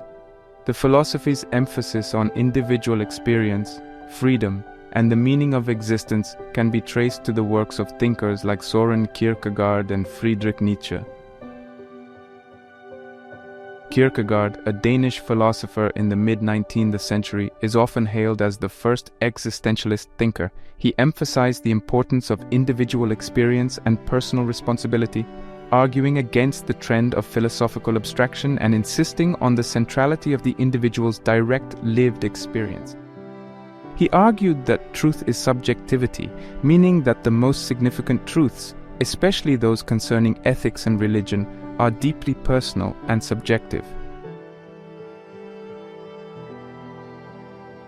On the other hand, we have Nietzsche, the iconoclastic German philosopher who fiercely criticized the established values of his time. Nietzsche's philosophy echoed the existentialist theme of individualism. He emphasized the creative, life-affirming individual who defies conventional morality to create their own values. Despite these early roots, existentialism, as we understand it today, came into its own in the aftermath of the Second World War, a time that witnessed cataclysmic despair, loss, and a crisis of identity. It was a period where previously held societal and philosophical certainties were upended, forcing humanity to reassess its place in the world. In this context, existentialism's emphasis on personal freedom, the responsibility of choice, and the search for authentic existence resonated deeply. The core tenet of this philosophy, that existence precedes essence, countered the traditional philosophical view that essence or a set nature precedes existence. This revolutionary idea suggested that we are born without a predetermined purpose or nature, and that it's our responsibility to define ourselves through our actions and choices. Simone de Beauvoir, another significant existentialist thinker, echoed this sentiment in her seminal work, The Second Sex, where she examined the existentialist dilemma through the lens of women's experience, thus connecting existentialism with the growing feminist movement. The existentialist philosophy was also profoundly influenced by the rapidly changing political landscape. The rise of totalitarian regimes, the horrors of the Holocaust, and the nuclear threat led to a profound sense of fear, uncertainty, and alienation, which was echoed in existentialist works. Finally, it's essential to highlight the cultural landscape, notably the fields of literature and art, which significantly influenced existentialism. Existential themes are apparent in the works of Fyodor Dostoevsky, Franz Kafka, and Samuel Beckett, whose characters often grapple with despair, isolation, and the absurdity of existence, vividly illustrating existentialist ideas. Thus, existentialism emerged from the convergence of philosophical thought, historical upheaval, and cultural expression, a reaction to the modern world's challenges, pushing individuals to confront their existence's absurdity and find personal meaning amidst the chaos. So having set the historical stage, let's now move on to the central figures of our exploration, Sartre and Camus. Their philosophies, born out of this tumultuous period, continue to challenge and inspire us as we navigate the complexities of our own lives.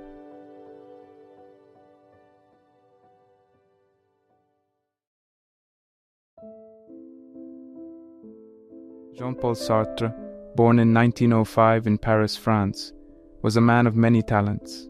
He was a philosopher, novelist, playwright, and critic, with an influence that extended far beyond the confines of academic philosophy. He is widely recognized as the leading figure of the existentialist movement. Orphaned at a young age, Sartre was raised by his grandparents. He excelled academically and attended a prestigious university in Paris.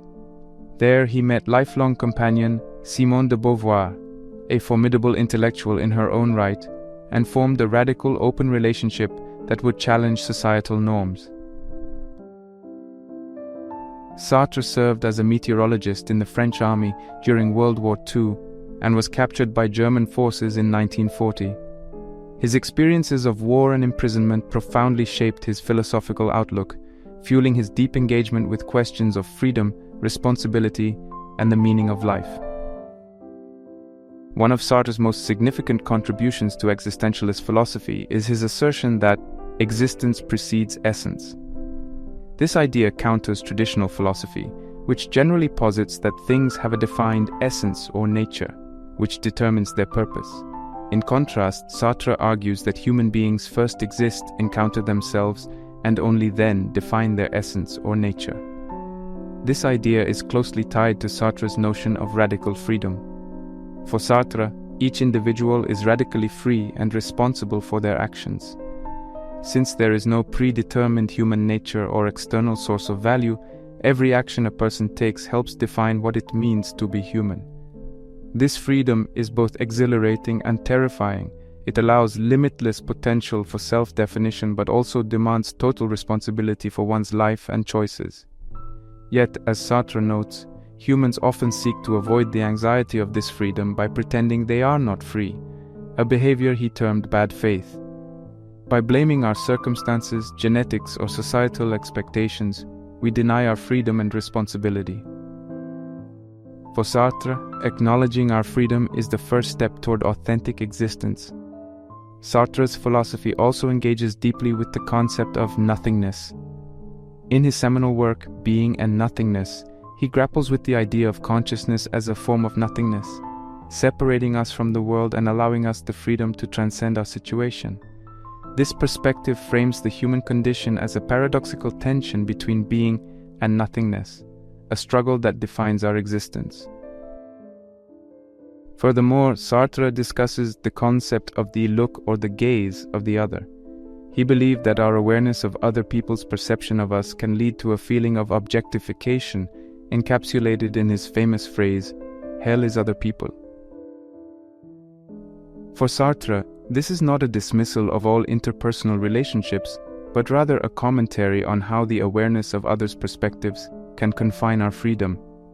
Sartre's philosophy is deeply intertwined with his commitment to political activism and social justice. He saw philosophy not merely as an academic exercise, but as a tool for critiquing and transforming society. His existentialism was a philosophy of action, urging individuals to recognize their freedom and use it to challenge injustice and create a more authentic existence.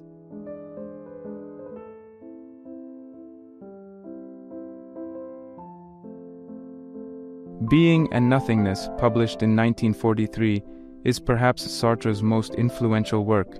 It is an intricate and profound exploration of phenomenology and existentialism, featuring a detailed analysis of human consciousness, freedom, and the nature of existence. In Being and Nothingness, Sartre differentiates between two types of being. First, the being in itself, akin to the objective existence of inanimate objects, devoid of consciousness, and second, the being in itself, which refers to the subjective existence of conscious beings, our state of being. It's within the being in itself, where Sartre identifies the essence of human existence, freedom. Sartre suggests that we as human beings are fundamentally free because we are not fixed beings, but rather becomings. Our consciousness, our nothingness, separates us from the world, thus allowing the capacity to question, to negate, and to imagine realities other than what is. This freedom to transcend the is, to envisage the what could be, is the heart of Sartre's existentialism. To illustrate, consider this quote from Being and Nothingness. "Man is not the sum of what he has, but the totality of what he does not yet have, of what he could have." This profound statement underscores Sartre's view of man as a perpetually incomplete project, his existence defined not by his past or present state, but by his future possibilities, his potential to change, create, and redefine his essence. Shifting to Nausea, Sartre's first novel and another cornerstone of his philosophical thought. Published in 1938, Nausea introduces us to Antoine Roquentin, a man gripped by a profound existential crisis, a feeling of nausea as he confronts the absurdity and meaninglessness of existence. Through Roquentin's existential anguish, Sartre explores themes of alienation, freedom, and the absence of objective meaning. Roquentin's realization that the world is indifferent to his existence, that his life carries no inherent purpose, initially leaves him in despair, a feeling Sartre describes as nausea. This term encapsulates the profound discomfort that can come with recognizing the fundamental absurdity of existence. Consider this excerpt from Nausea. Every existing thing is born without reason, prolongs itself out of weakness, and dies by chance. This unsettling realization encapsulates the angst of Roquentin's, and by extension, our existential predicament. In a world devoid of intrinsic meaning, how do we cope? How do we live?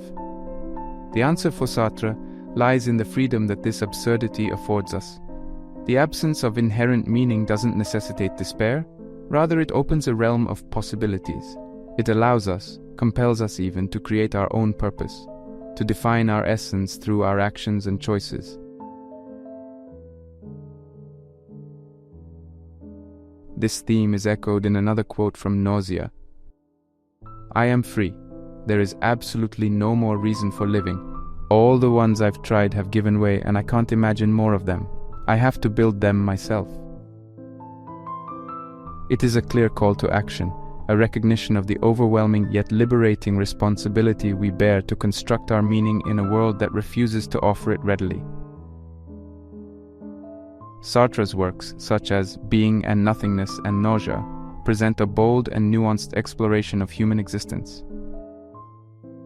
They challenge us to face the disquieting reality of our freedom and the absence of objective meaning, while empowering us to embrace our role as the creators of our essence.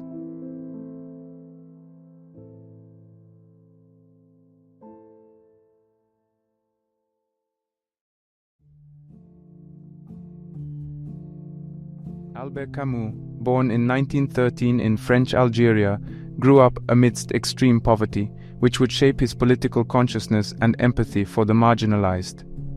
He was a brilliant student, earning a scholarship to the University of Algiers, where he studied philosophy and developed a passion for theater, journalism, and political activism. Camus moved to France just before the outbreak of World War II and became active in the French resistance, using his position as editor of the underground newspaper Combat to voice his opposition to fascism. It was this blending of philosophy, literature, and political activism that characterized Camus' career and informed his distinctive philosophical outlook. Though Camus is often associated with existentialism, he famously rejected the label, instead preferring to describe his philosophy as a philosophy of the absurd. Camus argued that life's inherent absurdity comes from the conflict between our human desire for meaning, order, and clarity, and the silent, indifferent universe that offers none. At the heart of Camus' philosophy lies his concept of the absurd, which he explores in depth in his essay The Myth of Sisyphus.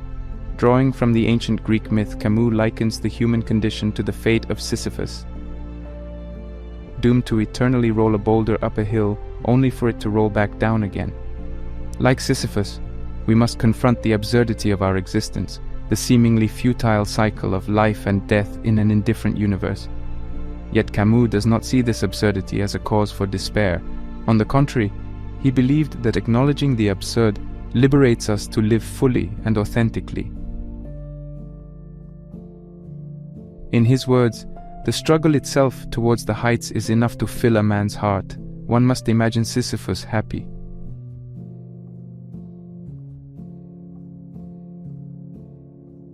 Camus also posited the idea of revolt as a response to absurdity.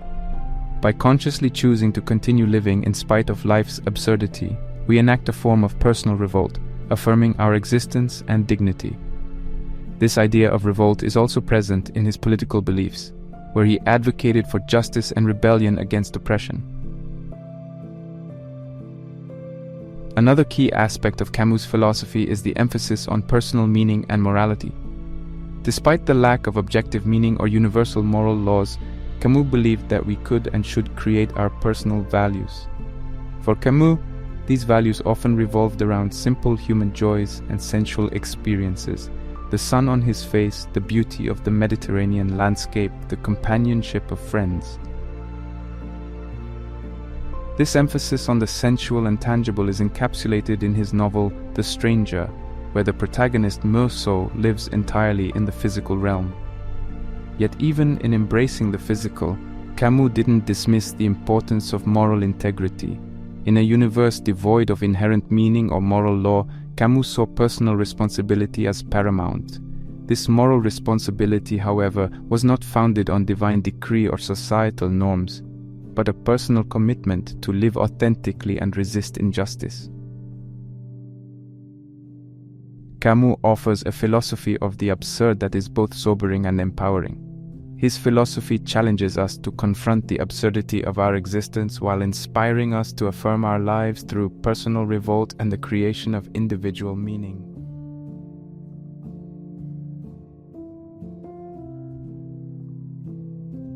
The Stranger, published in 1942, is Camus' first novel and arguably his best-known work.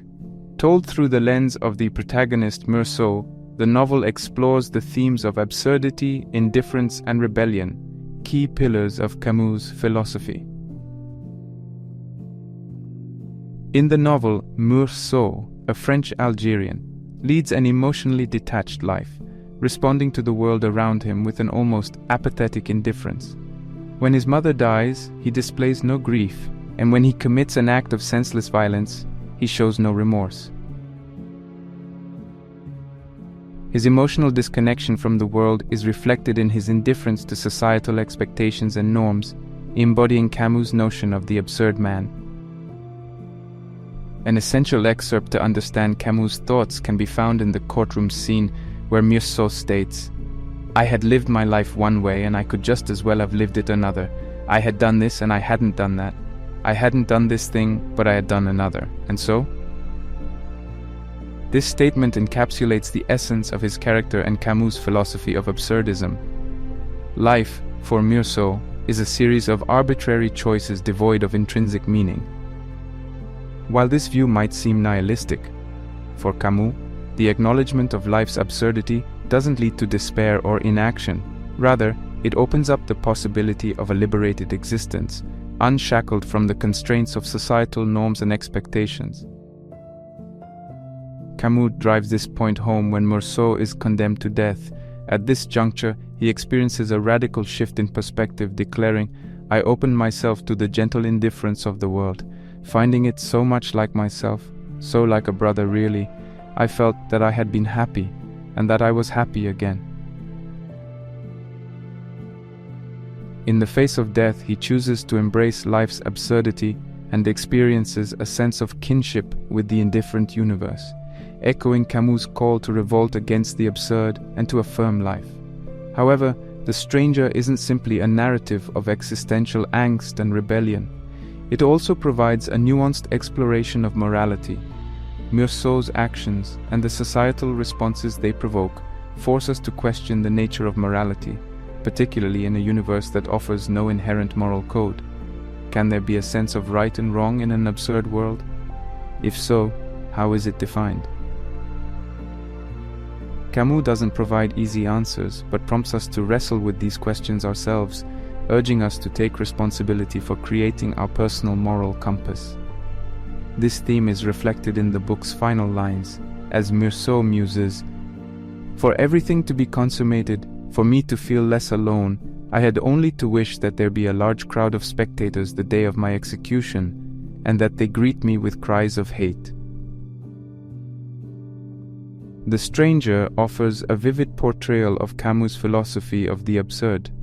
Through the main character, we confront the indifference of the universe and the arbitrary nature of existence, yet are also challenged to affirm our lives, establish our morality, and embrace the freedom that the absurd offers.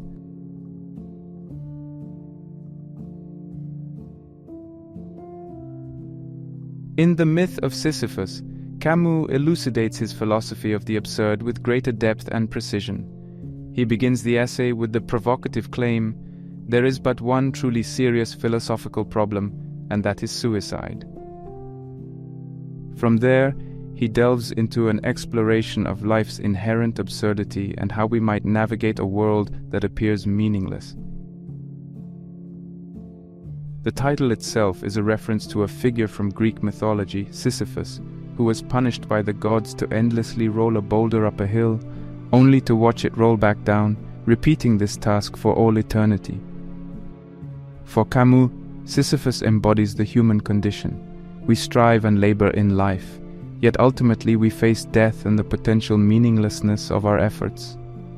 However, he argues that acknowledging the absurdity of life does not lead to despair, but rather to a sense of freedom and even happiness.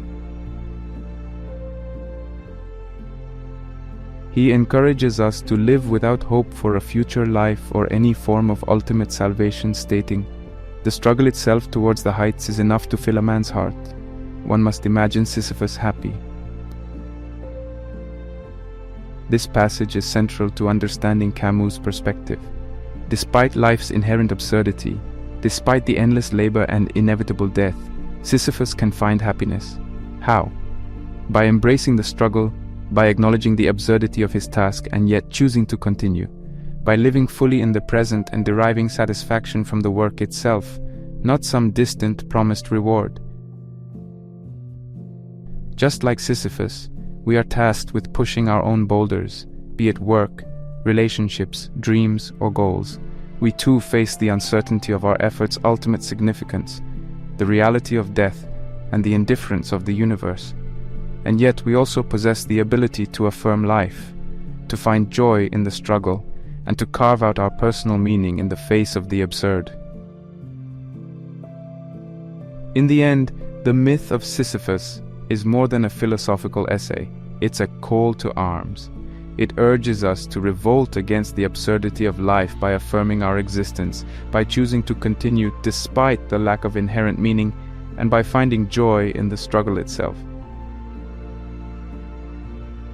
This theme of revolt is echoed in another key excerpt, where Camus states, "I draw from the absurd three consequences: my revolt, my freedom, and my passion."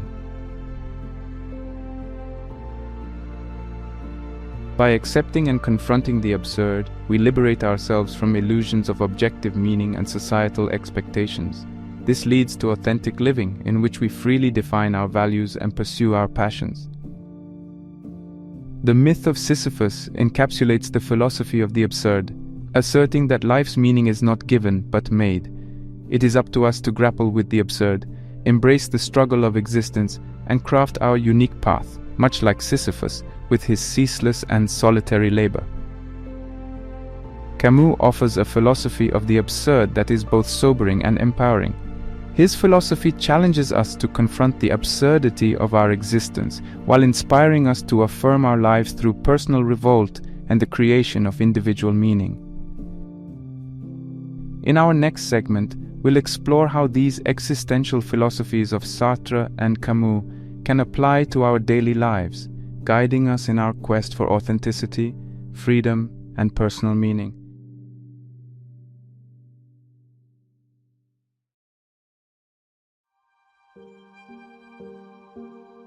Having journeyed through the minds of Sartre and Camus, we now turn to the fundamental question: how does existential philosophy relate to our modern life? How can these insights from the mid-20th century help us navigate our lives in the 21st century? To begin with, both philosophers offer a paradigm shift in how we approach life. From Sartre, we are urged to embrace our radical freedom and the responsibility it entails.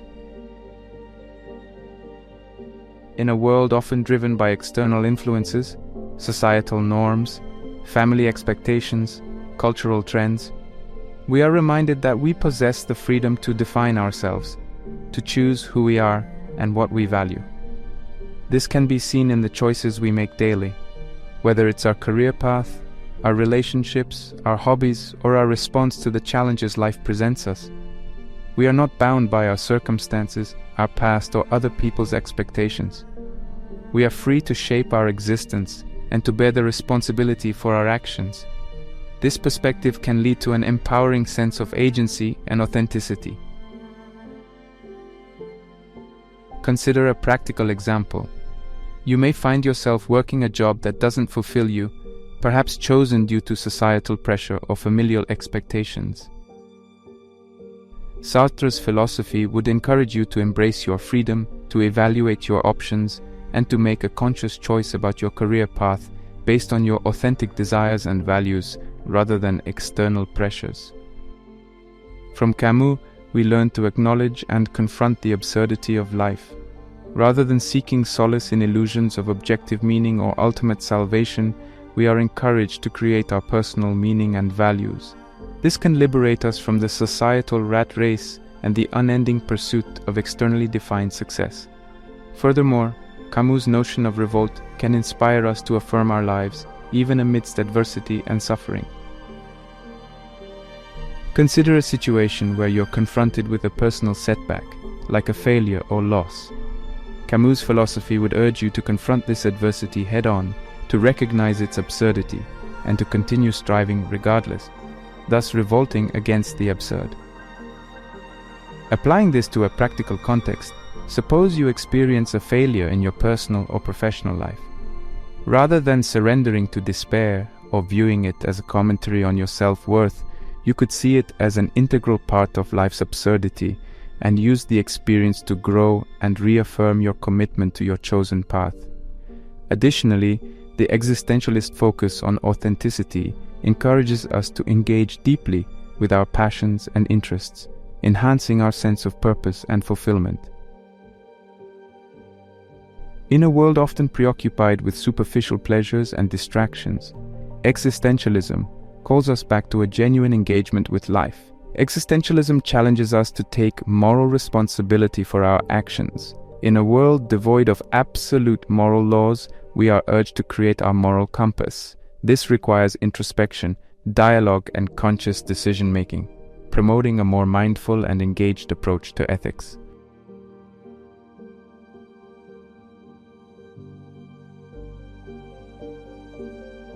Existentialism invites us to reconsider how we perceive our lives and our search for purpose. By highlighting the lack of inherent meaning and the responsibility each of us has to create our path, existentialism offers a roadmap for those seeking purpose and fulfillment in today's fast-paced, complex world. Let's consider purpose first. In a world where myriad options can often lead to paralysis by analysis, existentialism urges us to lean into this uncertainty, this freedom, and this responsibility to make choices. Sartre's famous quote, "We are our choices," underpins this existential approach to purpose. Rather than seeking an externally defined purpose, existentialism encourages us to forge our purpose through our actions, through the choices we make, and the responsibilities we take on. Imagine you're at a crossroads in your career. You have multiple paths you could take, each with its own set of potential rewards and challenges. Rather than looking outside for answers, existentialism would prompt you to introspect, to understand your true desires and values, and to choose a path aligned with those. Your purpose, then, is not something you find but something you create through your decisions and actions. When it comes to fulfillment, existentialism offers a similarly empowering perspective. The existentialist emphasis on authenticity and engagement with life can lead to a deeper sense of fulfillment. Fulfillment, in this context, is not derived from meeting societal expectations or achieving conventional markers of success. Instead, it arises from living authentically, from choosing your path, from engaging deeply with your passions and interests, and from creating your personal meaning. For instance, you might find fulfillment in pursuing a hobby that brings you joy, even if it doesn't align with traditional notions of success or productivity. Or you might derive fulfillment from contributing to a cause you deeply care about, from building meaningful relationships, or from engaging in continuous learning and personal growth.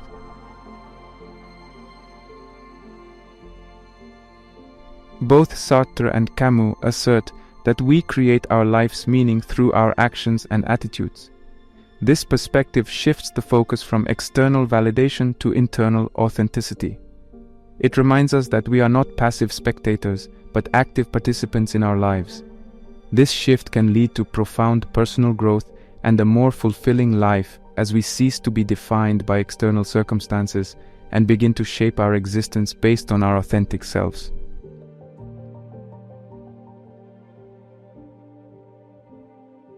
To bring this to life, imagine if you measured success not by how much money you make or how many followers you have on social media, but by how authentically you live, how passionate you are about your work, how deeply you engage with your interests, and how much you grow as an individual.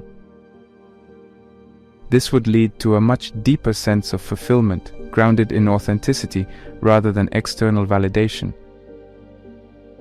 Moreover, by confronting and embracing life's inherent absurdity, as proposed by Camus, we can also find fulfillment. We cease to view life's challenges, setbacks, and sufferings as interruptions to an otherwise smooth journey. Instead, we see them as integral parts of our existence, opportunities for growth and reaffirmation of our chosen path. In this context, a setback or failure is no longer a barrier to fulfillment, but a part of the journey itself. It's a chance to re-evaluate, to learn, to grow, and to continue on our path with renewed determination and understanding.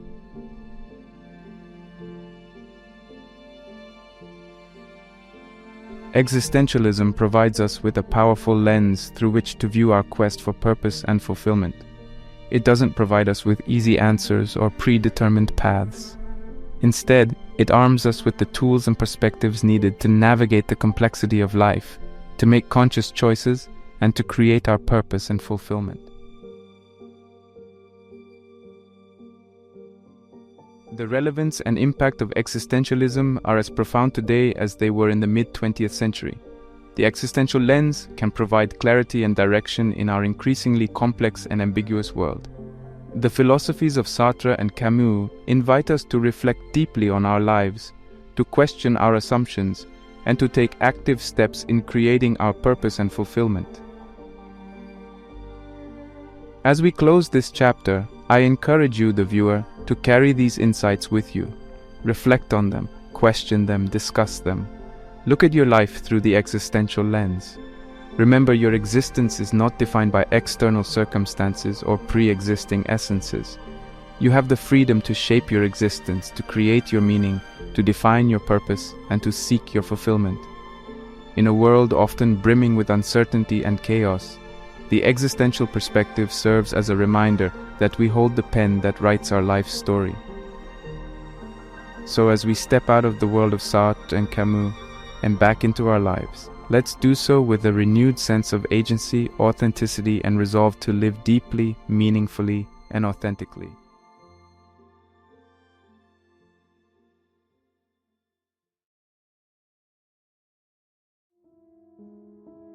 Have you ever felt overwhelmed by the fast-paced modern world? Have you sought a sense of tranquility amidst chaos, or clarity in the face of uncertainty? What if I told you that there is a path, a way of life, that could provide you with the tools to navigate the challenges of life with equanimity and resilience? That path is Stoicism, an ancient philosophy that is as relevant today as it was 2,000 years ago. Stoicism is an enduring philosophy that originated in the Hellenistic period, but its timeless wisdom resonates powerfully in today's world. Stoicism teaches us how to lead a fulfilling life, how to manage our emotions, and how to face adversity with strength and poise. It advises us to focus on what's within our control and accept what's beyond it. And one of the greatest exponents of this school of thought was Seneca, a prominent Stoic philosopher from Rome. Born in the year 4 BC, Seneca was a man of many talents. A philosopher, statesman, dramatist, and in one part of his life, an advisor to the Emperor Nero. But what we remember him most for today, and what has influenced generations of thinkers, leaders, and everyday people alike, is his profound philosophical writings. His philosophical works have stood the test of time, providing guidance and insights that remain astonishingly applicable to the challenges we face today. Among his various contributions, Letters from a Stoic stands out as an especially powerful piece. It's a compilation of 124 letters that Seneca wrote to his friend Lucilius, where he shared his wisdom, reflections, and advice on a range of topics. These letters offer a rich tapestry of wisdom, a timeless guide to the art of living well. They remind us of the importance of virtue, the significance of living in the moment, the power of resilience in the face of adversity, and much more. These lessons from Seneca are not just theoretical musings. They are practical pieces of advice that we can apply in our daily lives. They offer a roadmap for us, a guide on how to lead a good life, how to find peace in a chaotic world, how to deal with adversity and hardship, how to cultivate true friendships, and how to find happiness in our lives.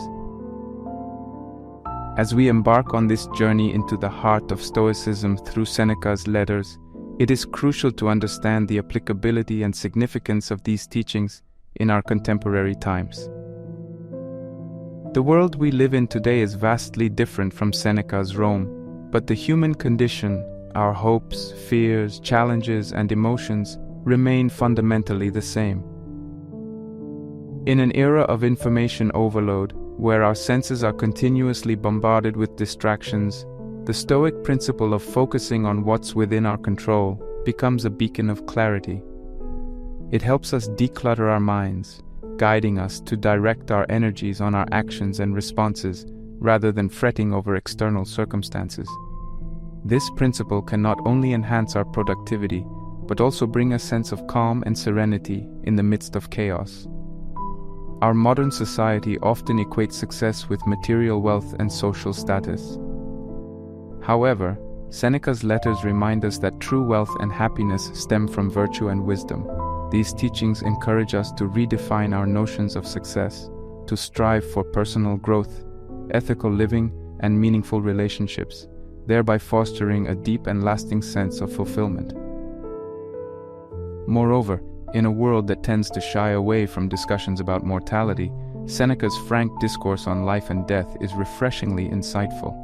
His views encourage us to confront and contemplate our mortality, allowing us to live more purposefully, cherishing each moment, and making the most of our finite lives. Furthermore, as mental health issues become increasingly prevalent, Seneca's advice on managing our emotions, from anger and fear to anxiety and sadness, offers valuable strategies. His teachings on emotional resilience, self-discipline, and the power of rational thought can serve as crucial tools in our psychological toolkit. The lessons we're about to explore are far from obsolete philosophical thoughts. They are practical, powerful, and profoundly relevant to our modern lives.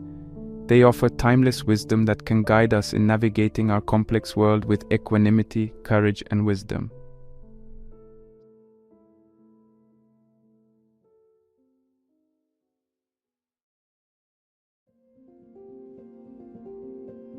Seneca, like many Stoics, held a transformative perspective on adversity.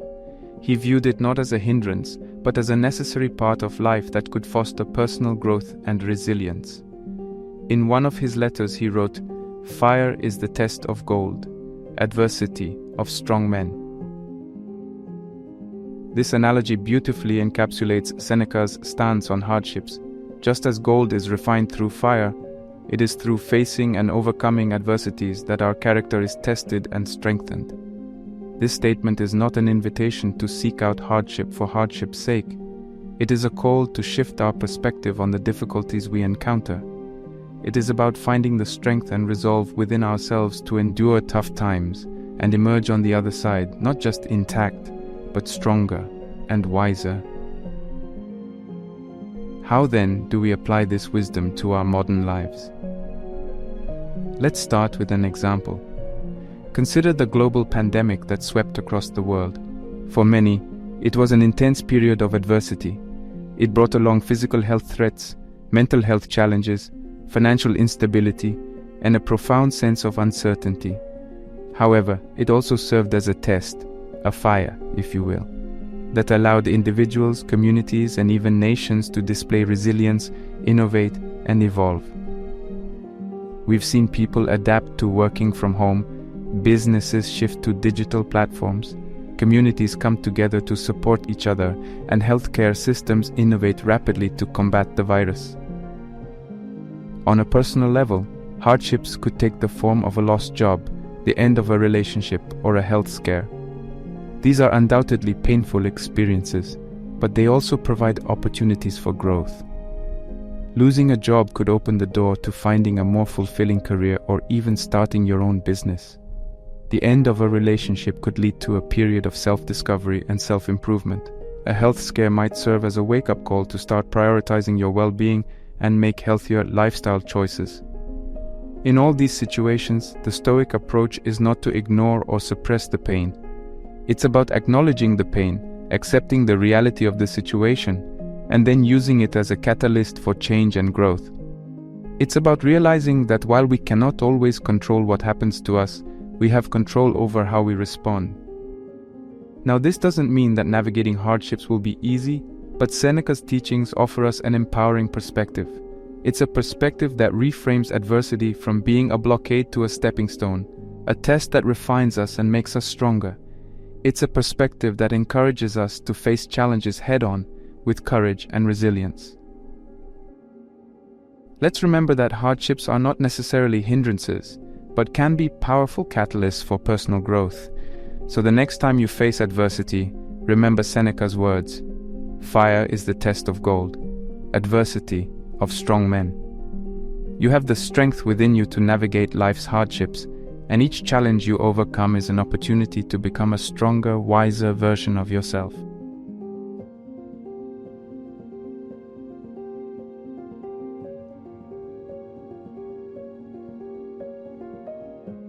One of Seneca's most profound teachings revolves around the concept of time. He provides us with a stark reminder of its fleeting nature in his letter, stating, "It is not that we have a short time to live, but that we waste a lot of it. Life is long enough, and a sufficiently generous amount has been given to us for the highest achievements, if it were all well invested." This insight challenges our usual perceptions, suggesting that life isn't inherently short, but it becomes so when we squander the time given to us. In our modern, fast-paced world, this lesson rings especially true. We often find ourselves running from one commitment to another, so caught up in our routines and future plans that we fail to appreciate the present. We delay our happiness for some distant future, thinking, "I'll be happy when I get that promotion," or "I'll enjoy life when I retire." But Seneca urges us to reconsider this approach. The Stoics emphasize the importance of living in the present moment, cherishing the here and now, instead of constantly worrying about the past or the future. This doesn't mean we shouldn't plan for the future or learn from the past, but it does mean that we should strive to make the most of each moment, recognizing that time, once gone, cannot be reclaimed. But how does this relate to our lives today, and how can we apply Seneca's wisdom to our life? Firstly, we can practice mindfulness, the art of being fully engaged in the present moment. Whether you're working, spending time with loved ones, or simply enjoying a quiet moment alone, try to be fully present, savoring the experience without distraction. This not only allows you to appreciate each moment more deeply, but can also improve your focus, productivity, and overall well-being. Secondly, reflect on your daily activities and routines. Are there areas where you're wasting time on unfulfilling or unnecessary tasks? Can you delegate, eliminate, or streamline these activities to free up more time for what truly matters to you? Remember, every minute spent on something meaningless is a minute taken away from something meaningful. Thirdly, cultivate a sense of gratitude for the time you have. Instead of bemoaning the quick passage of time, appreciate each day, each hour, and even each breath, recognizing them as the precious gifts they are. Finally, ensure that you're not just living for the future. Set goals and strive for them, but don't forget to find joy and fulfillment in the journey towards those goals. After all, life is happening right now, in the present moment. Seneca's reflection on the shortness of life is a powerful wake-up call for all of us. It's a call to stop wasting time, to stop postponing our happiness for the future, and to start living fully in the present. It's a call to remember that our time is limited and to make the most of the time we have. In the end, it's not about how much time we have, but how we choose to use it. As Seneca reminds us, it is not that we have a short time to live, but that we waste a lot of it. So let's strive to make each moment count, living fully in the present and making the most of the precious time we have.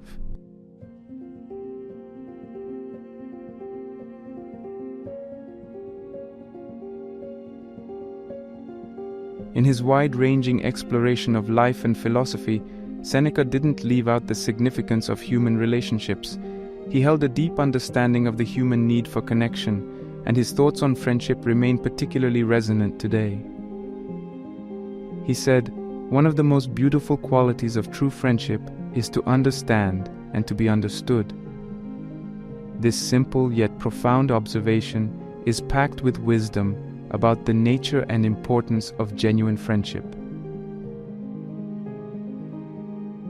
At its core, this statement underscores empathy as the cornerstone of any true friendship or relationship. To understand and to be understood means to share a deep sense of mutual empathy, a willingness to listen and to share, to perceive the world through another's eyes, and to let them see through yours. So how does this ancient wisdom hold up in our modern context? Firstly, we must understand that true friendships are not formed merely by spending time together or sharing common interests. The essence of a meaningful relationship lies in empathy, in understanding each other's joys, pains, ambitions, fears, and most importantly, offering support and compassion through all life's ups and downs. In an era where we are increasingly connected digitally, yet risk being emotionally distant, it becomes essential to nurture these deep, understanding relationships. Despite our busy schedules, we must strive to invest time and energy into these bonds. This might mean having heart-to-heart conversations, being there for each other in times of need, or simply sharing moments of joy and laughter together. Secondly, Seneca's wisdom invites us to reflect on our existing relationships. Are they based on mutual understanding and empathy, or are they superficial? Are we maintaining relationships that drain us, or are we surrounded by people who understand and uplift us? Remember, it's the quality of our friendships, not the quantity, that truly counts. Lastly, Seneca's quote is not merely about being understood, but also about understanding others. This means we should strive to be good listeners, to be compassionate, to understand others without judgment. It's about making a conscious effort to understand their perspectives, their feelings, and their experiences. It's about cultivating empathy and letting it guide our interactions. In a world where misunderstandings often lead to conflicts, practicing this kind of understanding and empathy can lead to stronger, more fulfilling relationships. It can foster deeper connections, not just with our friends, but with our family members, colleagues, and even the strangers we interact with. Seneca's wisdom reminds us of the power of understanding and being understood. It reminds us that at the heart of every great friendship lies mutual empathy.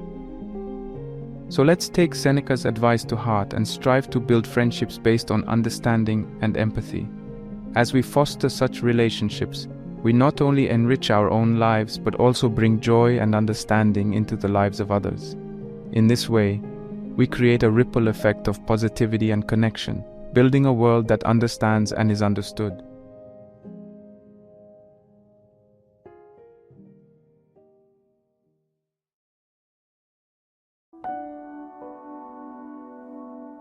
Seneca's teachings encompass various facets of life, including emotional management, specifically dealing with anger.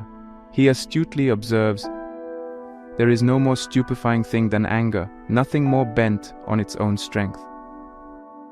This lesson from Seneca is a testament to the Stoic practice of exercising control over one's emotional state, and it offers valuable insights on managing what can be one of the most destructive emotions, anger.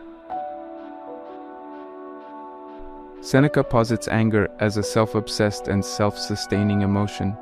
When we're angry, we become trapped within the confines of our own emotion, often leading to irrational decisions and actions that we later regret. Anger, in Seneca's view, is not just another emotion, it is a consuming and obstructive force that impedes our judgment and tranquility. In the heat of the moment, it's all too easy to surrender to anger's strength. But how do we apply Seneca's wisdom to prevent this? How can we, as modern individuals living in an often stress-filled and contentious world, better manage our anger? Firstly, Seneca urges us to recognize the self-destructive nature of anger. This understanding is the first step in managing our anger effectively. By acknowledging that anger often harms us more than the ones we are angry at, we can begin to distance ourselves from this powerful emotion, viewing it more objectively. Secondly, we need to cultivate self-awareness. We should strive to identify the triggers that provoke our anger and recognize the physical and mental signs that we're becoming angry. This self-awareness can serve as an early warning system, allowing us to take proactive measures before our anger escalates. Next, once we've identified that we're becoming angry, Seneca's teachings guide us to employ rational thought. The Stoics were firm believers in the power of reason and logic. In moments of anger, we should pause and reflect, using reason to dispel the cloud of rage. Ask yourself, will my anger resolve the situation? Is my reaction proportional to the situation? What would be a more productive response? Additionally, practicing mindfulness and relaxation techniques can also help manage anger. Techniques like deep breathing, progressive muscle relaxation, or even taking a walk can help calm the mind and body, providing a much-needed break from a heated situation. Lastly, adopting a Stoic perspective, we should remind ourselves that we can't control others' actions, only our responses. If someone's actions provoke us, we can choose not to react with anger, but to respond with understanding or, if necessary, firm assertiveness. Managing anger isn't about suppressing our feelings, it's about addressing them in a healthier and more productive way. By applying Seneca's wisdom, we can break free from the destructive cycle of anger, cultivating instead peace of mind and emotional resilience. In essence, Seneca encourages us to see anger for what it truly is, a strong, self-defeating emotion, and arms us with the tools to combat it. It's a lesson in reclaiming our power from anger and channeling it into more constructive avenues. So let us heed his wise words and strive not just to manage our anger, but to rise above it, transforming it into understanding, patience, and ultimately, tranquility.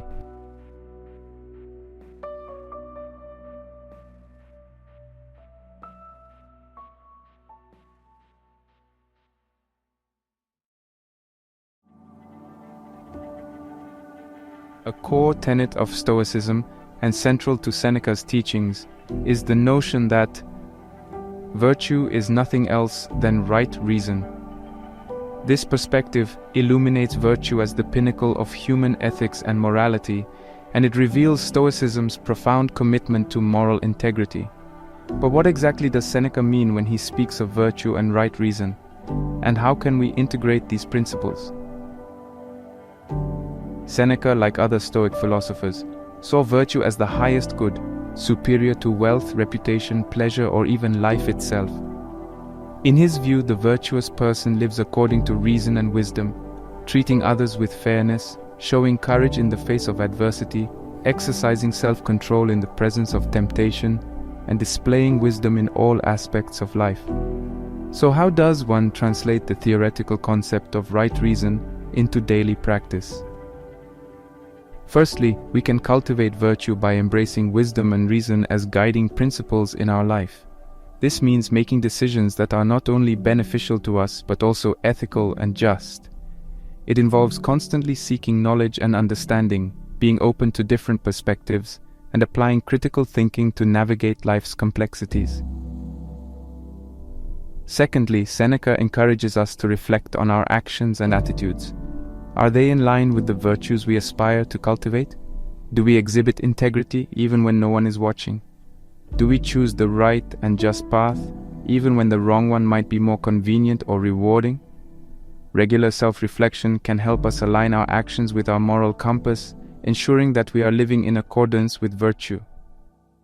Furthermore, cultivating virtue involves practicing empathy and compassion.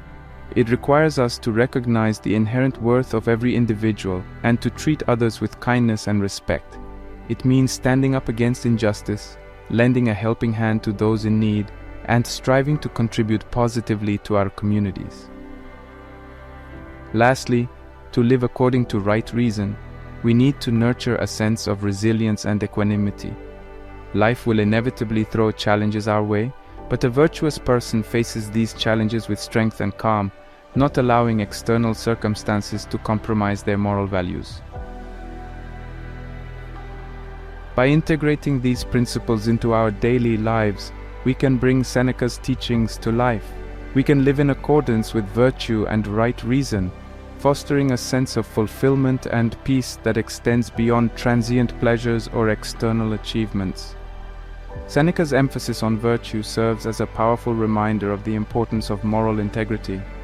In a world often driven by materialistic pursuits, his teachings inspire us to prioritize virtue, to strive for moral excellence, and to live in harmony with our highest values. As we navigate the complexities of modern life, let Seneca's wisdom guide us towards a life of virtue, a life guided by right reason, and a life that, in its very essence, embodies the highest good.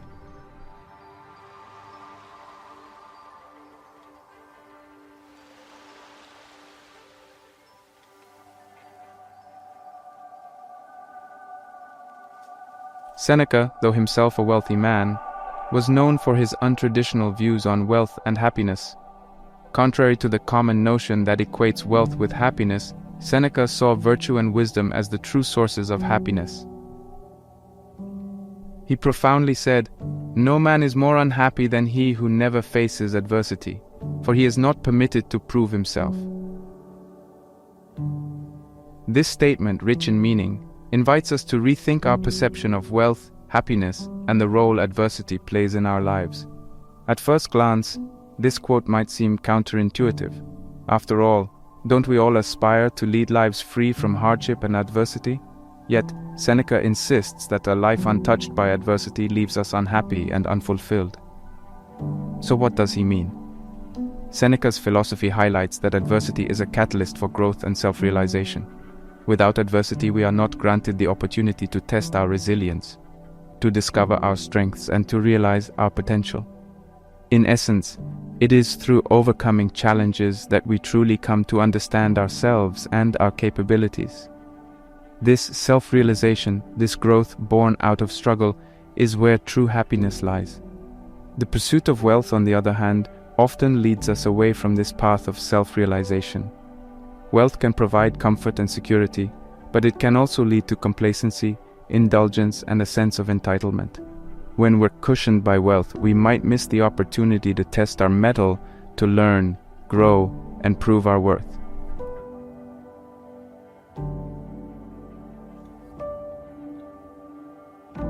How can we apply Seneca's teachings to redefine our concepts of wealth and happiness in our modern context? Firstly, Seneca's wisdom encourages us to embrace adversity rather than avoid it. When we face a challenge, instead of seeing it as an obstacle, we can view it as an opportunity to grow and learn. It's about adopting a resilient mindset, a perspective that sees adversity as a stepping stone towards self-improvement. Secondly, we should strive to balance our pursuit of wealth with the cultivation of virtue and wisdom. It's not about rejecting wealth outright, but about ensuring that our quest for material success doesn't overshadow our moral and personal growth. Thirdly, Seneca reminds us that true wealth isn't just about accumulating material possessions. It's about cultivating a rich inner life filled with virtue, wisdom, resilience, and self-realization. In other words, the wealthiest person is not necessarily the one with the most possessions, but the one who has developed a strong character and found peace within themselves.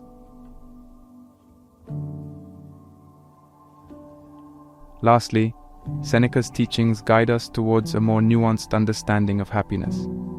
Happiness isn't merely the absence of adversity. It's about finding fulfillment and growth amidst life's challenges. It's about embracing life in all its ups and downs and finding joy in the journey of self-discovery. Seneca's perspective on wealth and happiness offers us a much-needed alternative to the materialistic worldview prevalent in our society. It encourages us to seek out the true riches of life: wisdom, virtue, resilience, and self-realization. Let us heed Seneca's wisdom and strive for a life that balances material wealth with inner richness, a life that finds happiness not in the absence of adversity, but in the ability to navigate it with grace, strength, and wisdom.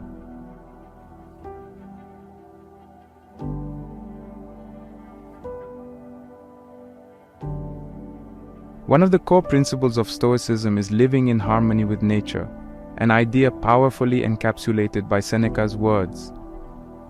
God is near you, He is with you, He is within you. To fully understand the depth of this statement, we need to delve into Stoic philosophy's interpretation of God and nature. In Stoicism, God is often synonymous with nature or the universe, the rational principle that governs the world. Thus, Seneca's quote suggests that we carry within us a spark of the divine, the universal reason, or the logos. Therefore, living in harmony with nature means aligning ourselves with this inherent rationality and the world's natural laws. We must first recognize the inherent rationality within us. As part of nature, we possess the capability of reason, a feature that distinguishes humans. This rationality allows us to discern, understand, and conform to the natural order of things. Therefore, living in harmony with nature involves using our reason to make thoughtful decisions, to differentiate between right and wrong, and to navigate life's challenges. Furthermore, Seneca's quote also prompts us to accept the natural order of the universe. Just like nature has its cycles of birth, growth, decay, and death, so do our lives embody these phases. By understanding and accepting this, we learn to navigate the ebb and flow of life, finding peace in the impermanence of things and appreciating the present moment. In addition, living in harmony with nature means recognizing our interconnectedness with others and the world at large. Just as the elements in nature coexist in a delicate balance, we are part of a broader community of fellow humans, other creatures, and the environment. Therefore, living in accordance with nature requires fostering healthy relationships, contributing positively to our communities, and treating our environment with respect.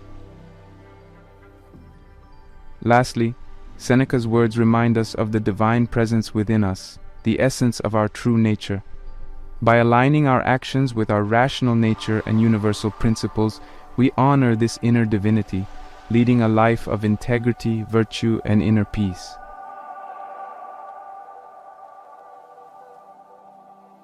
In essence, Seneca's teachings on living in harmony with nature offer a blueprint for a fulfilling life.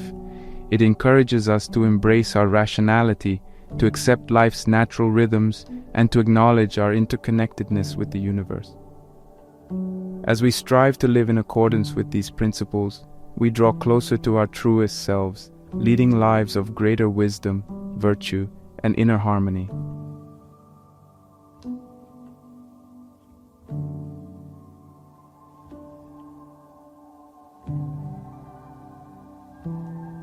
In his writings, Seneca often spoke about the critical role of self-discipline in leading a good life. This perspective is beautifully encapsulated in his quote, It is not the man who has too little, but the man who craves more, that is poor. Firstly, it's essential to understand what Seneca means by craving more.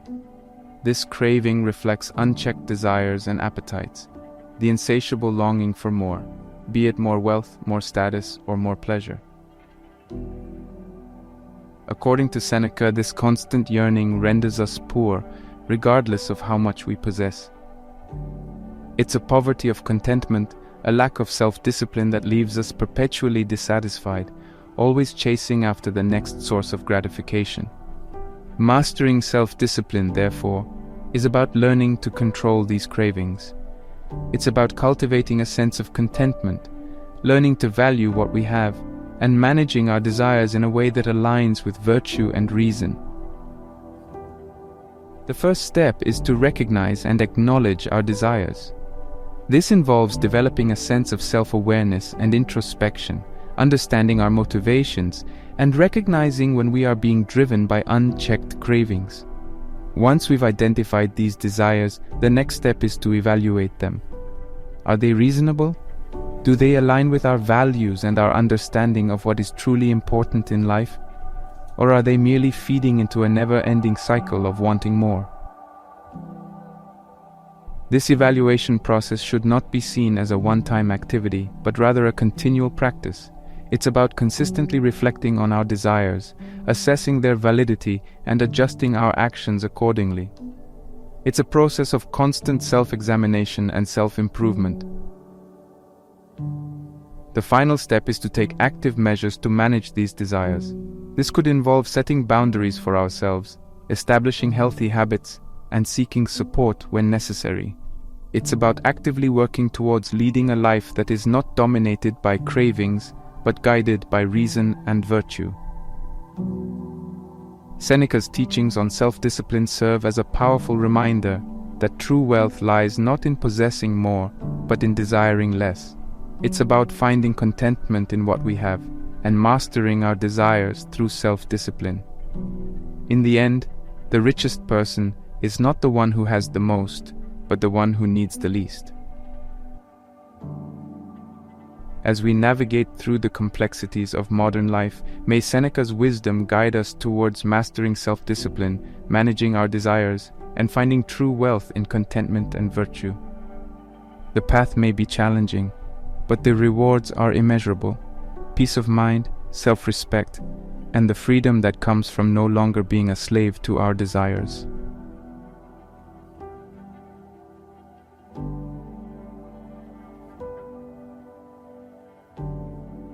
Seneca, like many other Stoic philosophers, frequently explored the subject of death, imbuing it with a profound sense of acceptance and tranquility.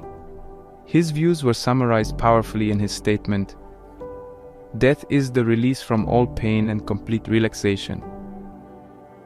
But what does this Stoic perspective on death entail, and how can it impact our understanding of life and mortality? To comprehend Seneca's perspective, we must first understand the Stoic concept of amor fati, love of one's fate. Stoics encourage us to accept and embrace every aspect of life, including its end. They teach that death, like birth, is a natural part of life, something to be acknowledged rather than feared. His quote, therefore, is a declaration of acceptance.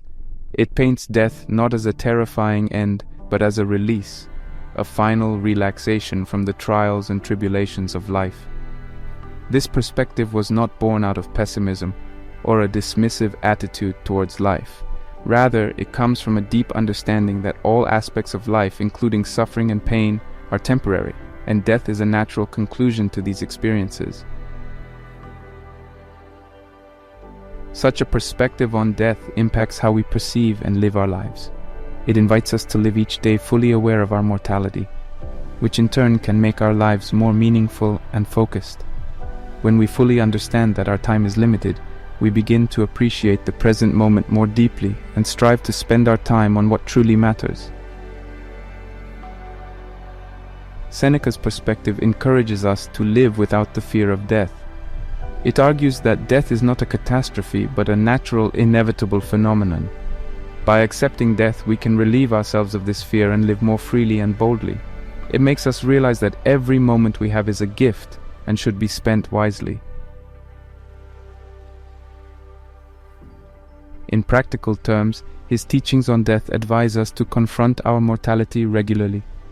Regular reflections on death can make us more resilient in the face of life's challenges, make us appreciate our lives more, and help us prioritize what is genuinely important.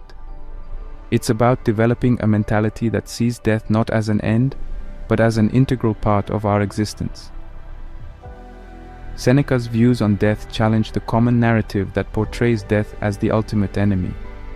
Instead, it invites us to see death as a natural part of life's journey, a final release from life's challenges, and a return to the tranquility that existed before birth.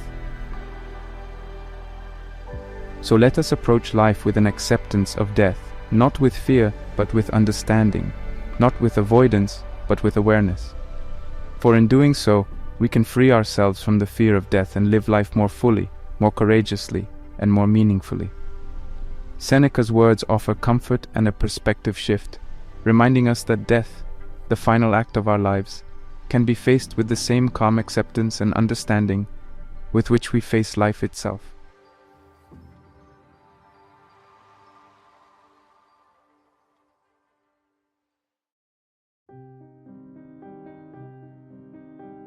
Among Seneca's timeless wisdom, his guidance on managing fear and anxiety strikes a particular chord, especially in our modern world fraught with uncertainties. His words, "There are more things, Lucilius, likely to frighten us than there are to crush us. We suffer more often in imagination than in reality," encapsulates a powerful insight on human nature and our tendency to be tormented more by our own fears and anxieties than by actual events. To delve into this lesson, we need first to acknowledge that fear and anxiety primarily reside in our minds, often disconnected from our current reality. Our worries are usually about potential future events or regret over past actions, neither of which we can change in the present. Seneca teaches us that it's this projection into the future or the past that feeds our anxieties and fears. Next, Seneca advises us to differentiate between what's in our control and what's not. This is a cornerstone of Stoic philosophy. By recognizing that many things are outside our control, including most of the future events we worry about, we can begin to let go of the anxiety surrounding them. We can channel our energy into areas where we can make a difference, which are our thoughts, behaviors, and actions in the present. A powerful technique here is practicing mindfulness and present moment awareness. By being fully present, we root ourselves in reality, reducing the tendency to project our fears into an imagined future or dwell on past regrets. Mindfulness allows us to see things as they are, not as we fear they might be. Additionally, rational thought is a potent tool against fear and anxiety. Seneca and the Stoics emphasize that we should use reason to challenge our fears. Are they rational? Are they based on reality or just a product of our imagination? By questioning our fears and anxieties, we can often realize that they are based on unlikely scenarios or exaggerated outcomes. Lastly, practicing acceptance is key. Acceptance in this context means acknowledging our feelings of fear or anxiety without judgment, and then allowing them to exist without letting them control our actions and decisions. It's about understanding that these feelings are normal human responses, but also recognizing that they don't define us or our reality. In essence, Seneca's guidance invites us to view our fears and anxieties with a rational and present-focused mindset. He encourages us to see that our anxieties often come from dwelling in the future or the past, and that the power to overcome them lies in the here and now. As we navigate our way through life, let Seneca's words serve as a reminder. We suffer more often in imagination than in reality. Equipped with this wisdom, let's strive to stay present, think rationally, and accept without judgment. for these are our most reliable tools in overcoming fear and anxiety.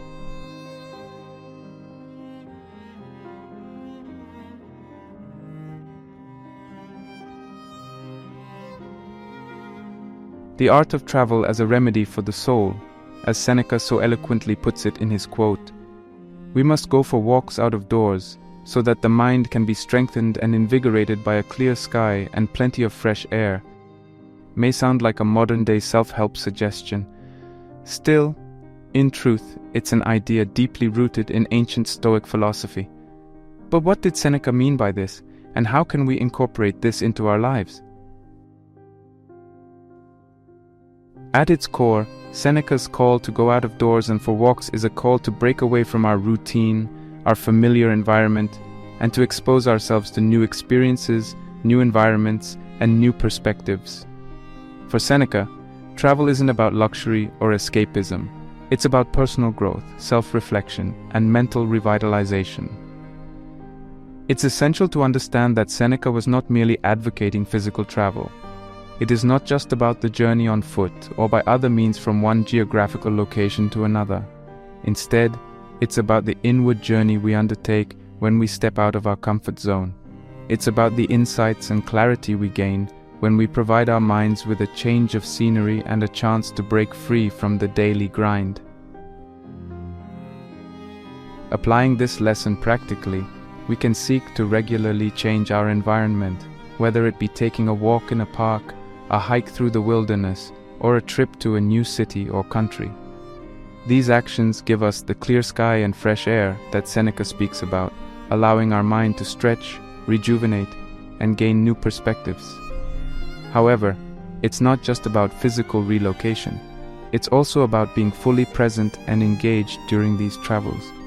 By doing so, we enable ourselves to absorb the environment, soak in the experiences, and allow them to shape our thoughts and understanding. In addition, travel in this context also invites introspection. As we encounter new people, cultures, or environments, we also encounter different aspects of ourselves that might remain hidden in our day-to-day routine.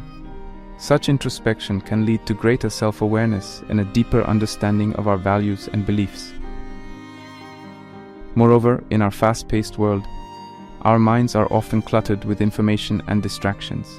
By stepping into a different environment, we can break away from these distractions, offering our minds a much-needed rest and the space to think more clearly and creatively. Seneca's guidance on travel is a reminder of the need for mental and physical breaks from our routine life. It emphasizes that these breaks, these travels, provide a revitalizing effect on our soul and mind.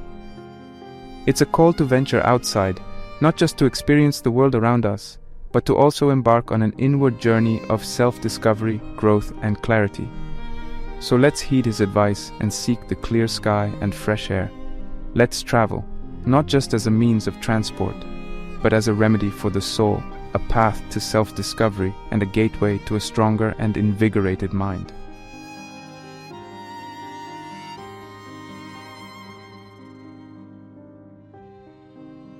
In traversing the intellectual landscape of Seneca's Letters from a Stoic, we've unearthed profound wisdom from one of the most influential Stoic philosophers. We've taken a deep dive into 11 pivotal lessons from his timeless collection of letters, each one opening a unique window to enrich our understanding of life, relationships, virtue, and our very own minds. The lessons we've explored are not only relevant, but immensely practical, touching on areas of life that we all grapple with daily. We started our journey navigating through life's hardships, understanding that adversity is not a cruel impediment, but a test of our mettle, a tool for self-discovery, and a catalyst for personal growth. We delved into the ephemeral nature of time, absorbing Seneca's urgent call to embrace the present, a lesson that urges us to value the now, the moment that is in our hands and fully under our control. We then explored the intricate facets of friendships and relationships, discovering that the crux of a true bond is understanding and being understood. We examined Seneca's Guide to Peace of Mind, his teachings on anger management, emphasizing the stupefying effect of anger and the importance of maintaining control over our emotional responses. We unpack the cornerstone of Stoicism, virtue as the sole good, a concept that underpins Seneca's ethics and indeed the ethics of all Stoics. We probe Seneca's perspectives on wealth and happiness, understanding that adversity is a necessary companion on the journey to personal growth. We moved on to the concept of living in accordance with nature, a cornerstone of Stoic thought that speaks about harmony, acceptance, and understanding the universal flow of life. We delved into the importance of self-discipline and control over desires, grounding ourselves in the wisdom that craving for more is the real poverty. We analyzed Seneca's perspective on death, a topic often shrouded in fear and uncertainty, and found a sense of peace and acceptance in his teachings. We took a critical look at fear and anxiety, dissecting them with the scalpel of rational thought and present moment awareness. Lastly, we allowed ourselves to wander with Seneca's thoughts on travel, understanding that travel, in essence, is a journey of the soul, a journey that invigorates the mind and provides fresh perspectives. These lessons, rooted in the depth of Stoicism, provide a compass to navigate the complexities of life. But these insights and this knowledge will only bear fruit when we incorporate them into our daily lives. Reading and understanding is merely the first step. The real journey begins when we live these lessons, when we let them guide our actions, our decisions, and our perspectives. So I invite you to not just listen to these lessons, but to embrace them, to make them a part of your life. Allow Seneca's wisdom to illuminate your path and remember his words in moments of joy and adversity. Let's strive to apply the essence of Stoicism in our everyday lives, cultivating virtue, accepting what is beyond our control, and navigating life's ups and downs with resilience and tranquility. The wisdom from Letters from a Stoic is not a prescription, but a guide, an invitation to look at life through the lens of Stoicism, enabling us to lead lives of purpose, serenity, and profound understanding.